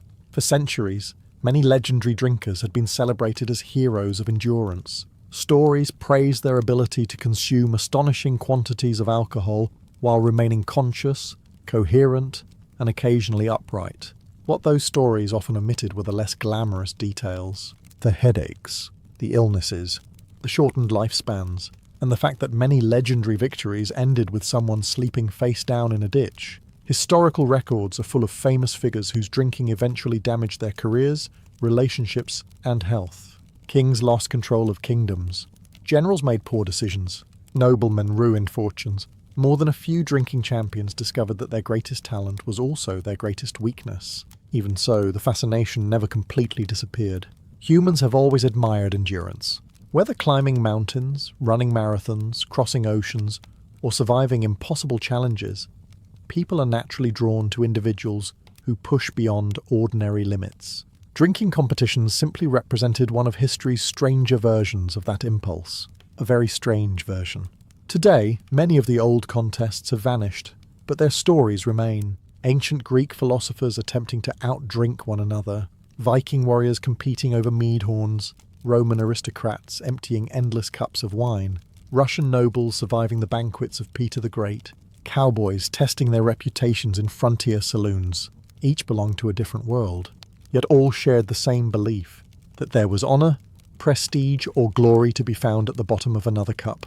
Looking back, it is easy to laugh at some of these stories, and honestly, many deserve laughter. But they also reveal something timeless about humanity. People have always competed, people have always bragged, and people have always convinced themselves that one more round was an excellent idea. History suggests otherwise. Then again, history was usually written the next morning. For most people, drinking too much creates a fairly limited disaster. You embarrass yourself at a feast. You wake up with a headache. You spend the next day questioning several decisions. For kings, however, excessive drinking could become a national problem. When an ordinary farmer drank too much ale, a few chickens might go unfed. When a king drank too much wine, armies could be mismanaged, treaties could be signed, and entire kingdoms could find themselves living with the consequences. History is filled with rulers who enjoyed alcohol. Some enjoyed it responsibly. Others approached it with the enthusiasm of a man attempting to personally support the wine industry. Those are the rulers we are concerned with tonight. Throughout history, alcohol occupied an important place in royal life. Banquets celebrated military victories. Feasts honoured foreign ambassadors. Weddings, coronations, religious festivals, hunting trips, and political gatherings all involved drinking. A king who refused to participate risked appearing unfriendly or weak. A king who participated too enthusiastically created a different set of problems. Royal courts often encouraged excess. Wealthy nobles competed to host extravagant feasts. Foreign visitors arrived with gifts of wine and spirits. Servants ensured that cups remained full. Courtiers praised their rulers regardless of how questionable their behaviour became. This was not an environment designed to promote moderation. In fact, it was almost perfectly designed to destroy it. Many rulers developed reputations as legendary drinkers. Their ability to consume enormous quantities of alcohol became part of their public image. Some saw this as proof of strength. Others considered it evidence of courage, masculinity, or divine favour. Modern doctors might have chosen different interpretations. The problem was that kings possessed something most heavy drinkers lacked: power. When a ruler made decisions while intoxicated, those decisions affected millions of people. Wars could begin, alliances could collapse, rivalries could intensify, valuable opportunities could disappear. Sometimes the consequences were immediate. Sometimes they took years to unfold. Either way, entire nations often paid the bill for habits that began at the banquet table.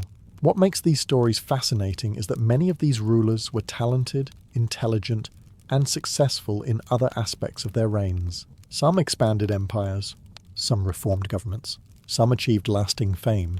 Yet alongside their accomplishments stood another legacy: their inability to put down the cup. And as we will discover, a surprising number of kings spent their reigns balancing crowns on their heads while attempting to balance wine goblets in their hands. History suggests they were far better at the first task than the second. If there were a historical award for combining military genius with questionable drinking habits, Alexander the Great would be a strong contender. By the age of 32, he had conquered an empire stretching from Greece to India. He defeated armies, toppled kingdoms, founded cities, and accomplished more before his 33rd birthday than most rulers managed in a lifetime. Unfortunately, Alexander also had a well-documented fondness for drinking. A very well-documented fondness. The Macedonian elite viewed drinking as an important part of social life. Banquets were where friendships were strengthened, victories were celebrated, and political alliances were maintained.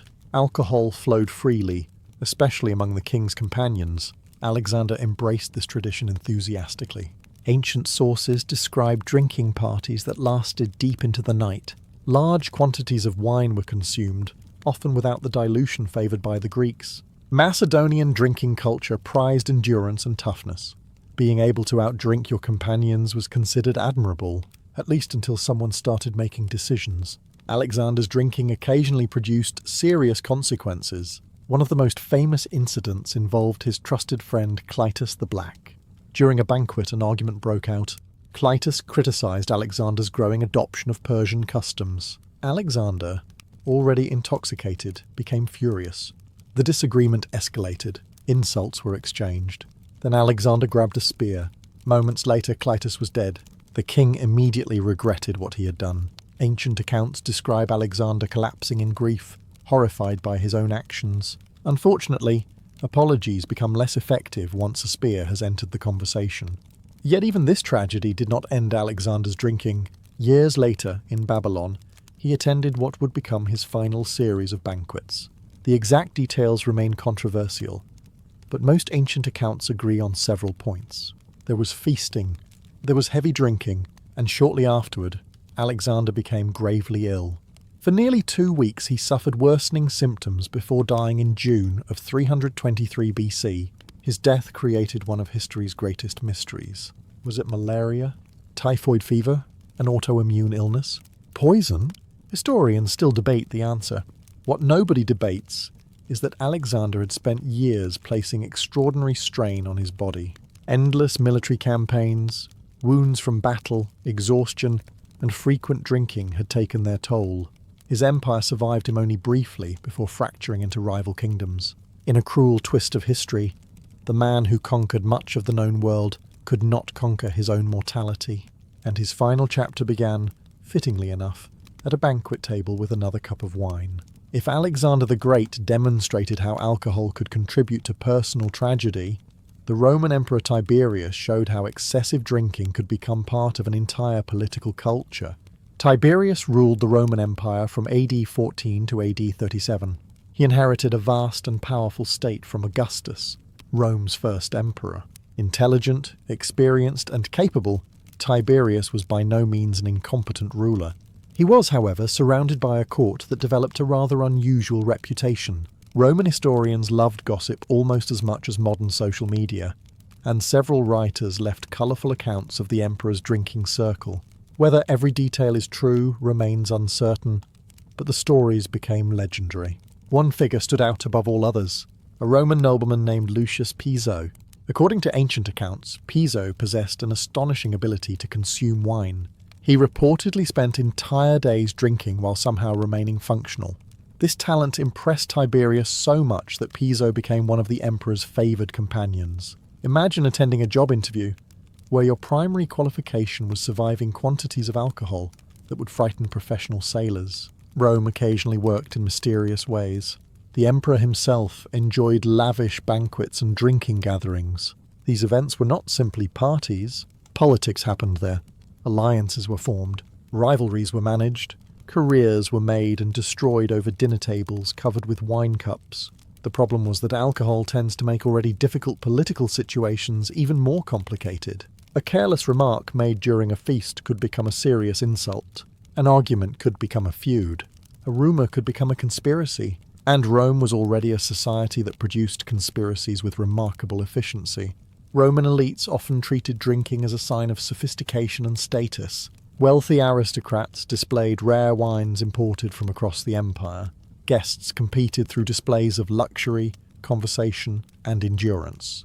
The atmosphere encouraged excess. Writers such as Seneca and Pliny frequently criticized the behavior of wealthy Romans who spent fortunes on banquets, while pretending that drinking themselves unconscious was somehow a mark of civilization.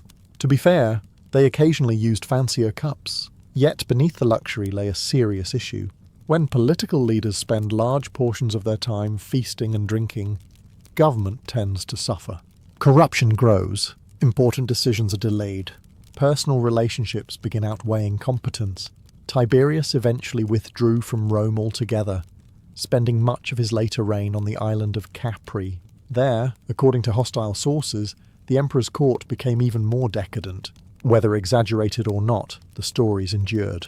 Because Romans understood a timeless truth. A ruler who enjoys wine is one thing. A ruler surrounded by professional drinkers is something else entirely.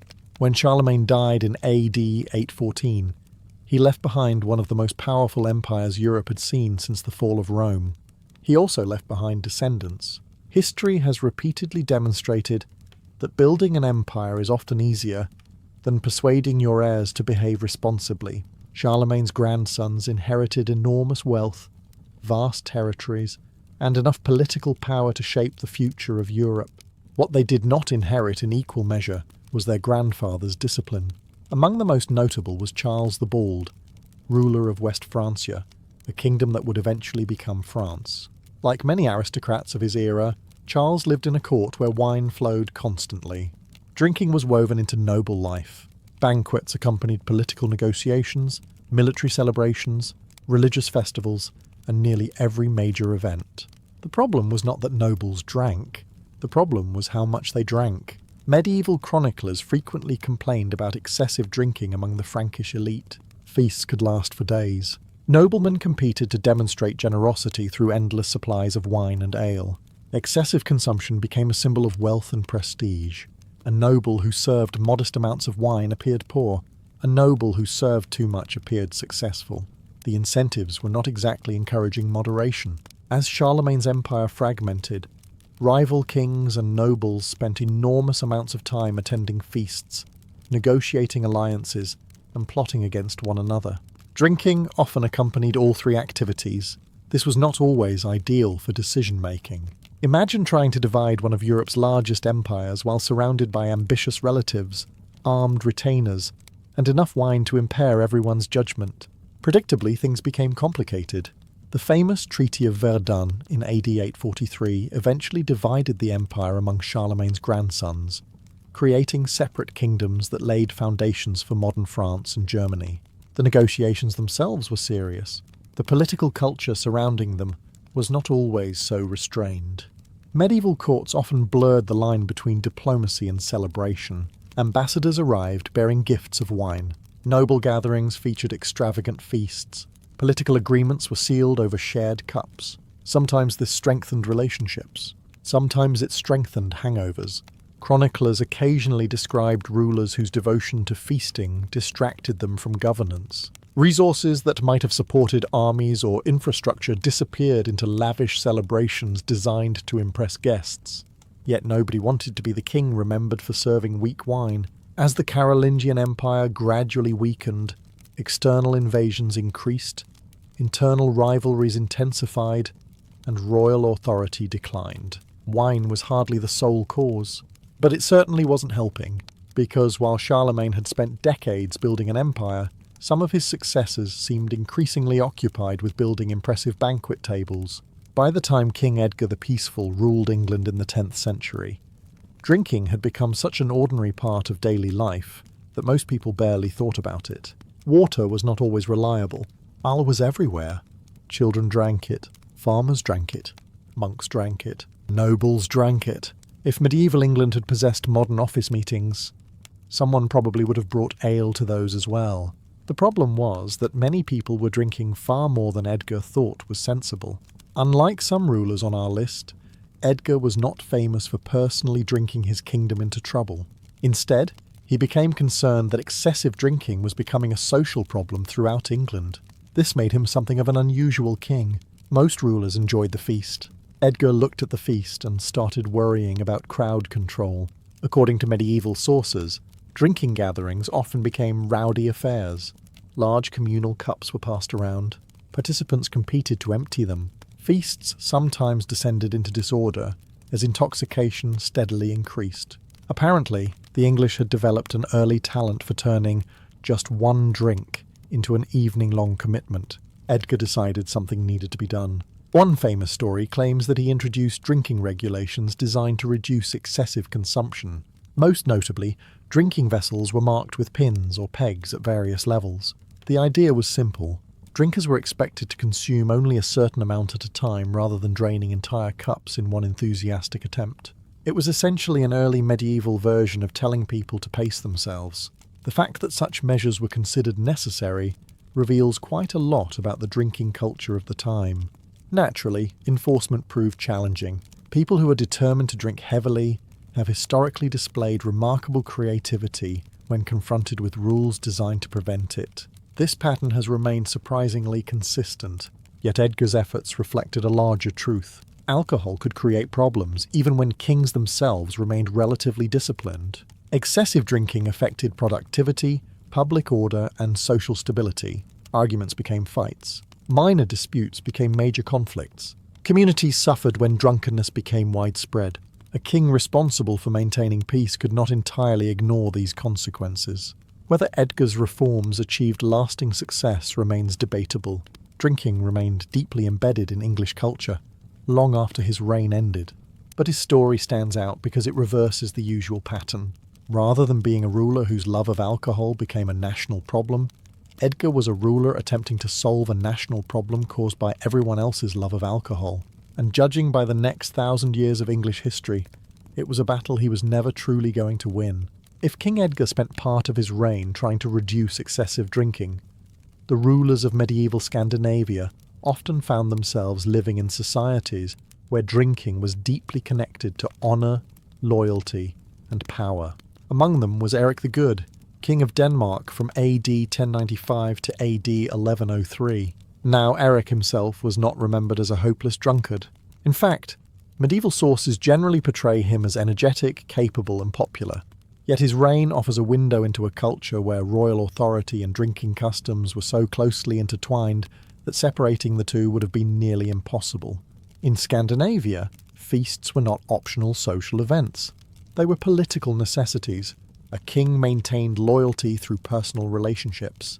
He rewarded supporters with gifts, hospitality, and grand celebrations. Chieftains expected invitations. Warriors expected food and drink. Guests expected generosity. And generosity was measured partly by what filled their cups. A Scandinavian ruler who hosted poor feasts appeared weak. A ruler who hosted magnificent feasts appeared powerful. The message was simple. If a king could afford endless barrels of ale and mead, he clearly possessed the wealth and influence necessary to lead. The result was a culture where drinking became part of governance itself. Royal halls served as centres of politics. Agreements were reached over drinking horns. Alliances were strengthened during celebrations. Warriors swore oaths while raising cups of mead. New leaders demonstrated their status by hosting enormous gatherings. The atmosphere could be impressive. It could also be chaotic. Medieval Scandinavian literature contains countless stories of feasts that began with singing and storytelling before ending with insults, fights, and occasionally homicide. Alcohol rarely improved already tense situations. A warrior who felt slighted during a feast might carry that resentment for years. An insult spoken after several horns of mead could spark a blood feud. Rivalries between powerful families often grew more dangerous once drinking entered the equation. Kings had to manage these risks carefully. Eric's success partly depended on balancing generosity with authority. He needed loyal supporters, but he also needed order.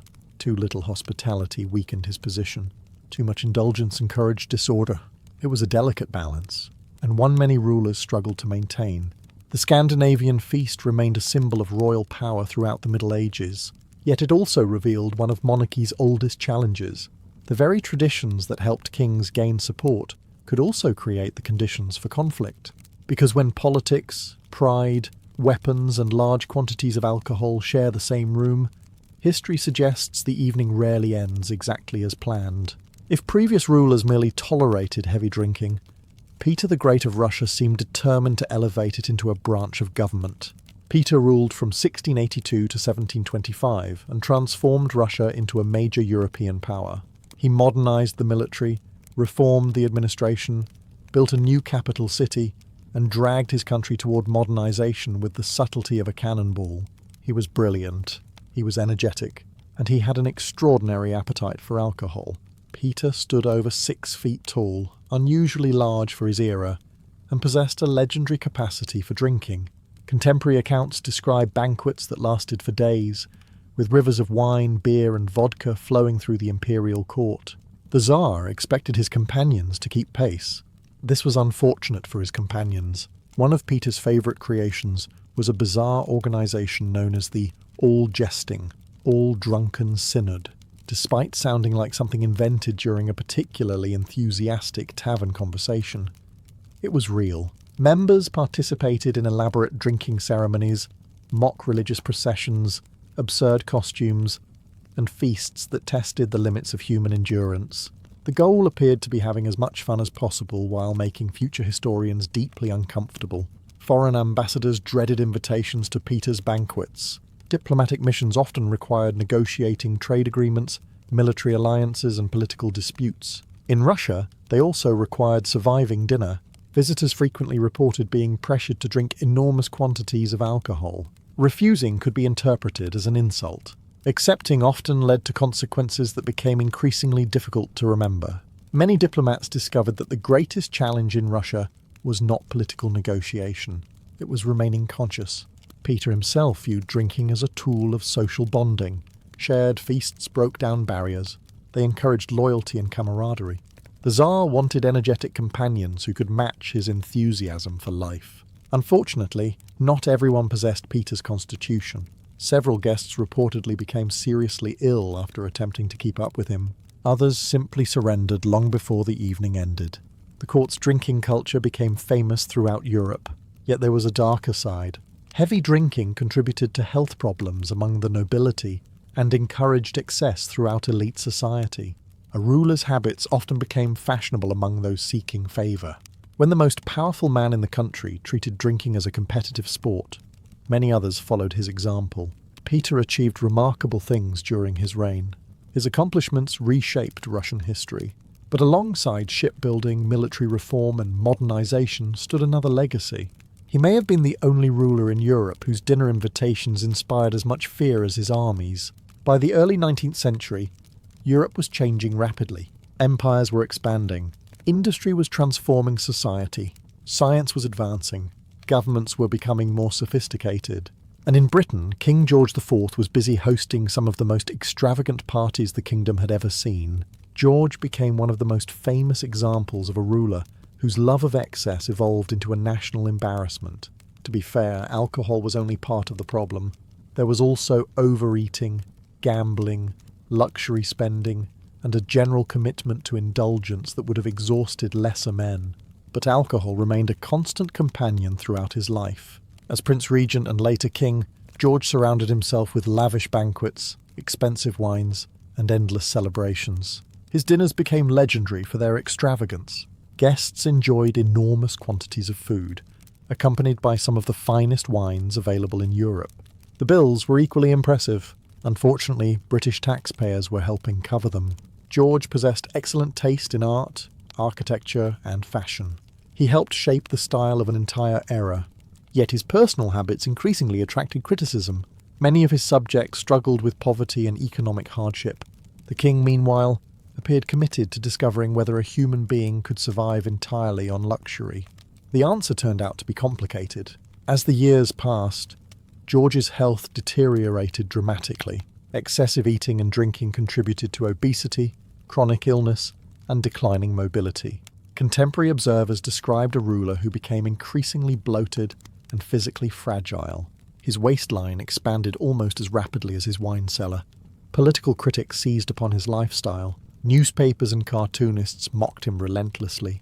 Satirical artists portrayed the king as a symbol of greed, excess, and self-indulgence. He became one of the most caricatured monarchs in British history, and the artists were not subtle. One famous cartoon after another depicted George as an oversized figure drowning in food and drink, while ordinary Britons struggled outside palace walls. The criticism was not entirely unfair.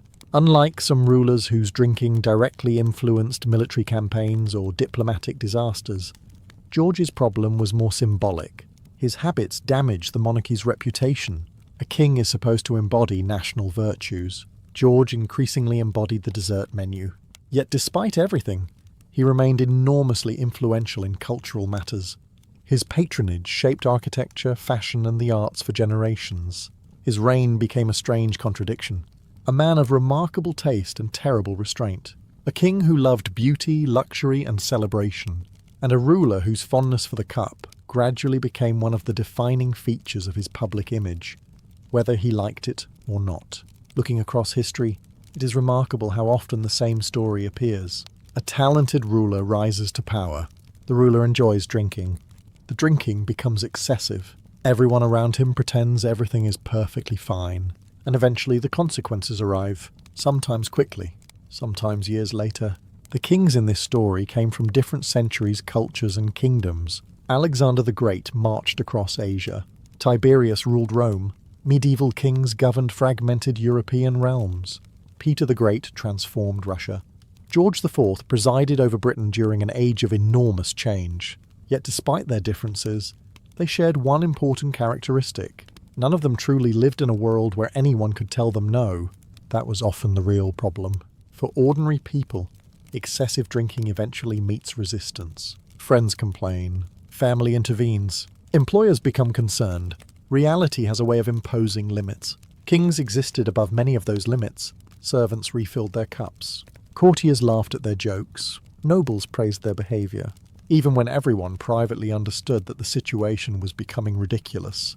This created a dangerous environment. A ruler's weaknesses could grow unchecked because admitting those weaknesses existed might be politically risky. As a result, personal habits sometimes became public problems.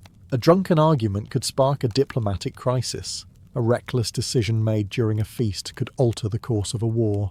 An unhealthy lifestyle could weaken a monarch at a critical moment for the kingdom. The effects rippled outward through entire societies. What makes these stories fascinating is that alcohol itself was rarely the sole cause of disaster. The real issue was excess. Wine did not divide Charlemagne's empire. Alcohol did not create political rivalries in Rome. Vodka did not single-handedly modernize Russia under Peter the Great. But excessive drinking amplified existing flaws. It magnified poor judgment. It encouraged impulsive decisions. It weakened rulers who already carried enormous responsibilities. History repeatedly demonstrates that power and self-control must work together. When one grows while the other declines, problems usually follow. And yet, despite countless examples, rulers continued making the same mistake. Perhaps because every king believed he could handle one more cup. Every court believed the feast would remain under control. Every generation convinced itself that things would be different this time. History rarely agreed, because crowns are heavy, kingdoms are complicated, and governing millions of people turns out to be difficult enough without attempting it through the bottom of a wine goblet. For many rulers, that lesson arrived far too late. For historians, however, it left behind some unforgettable stories.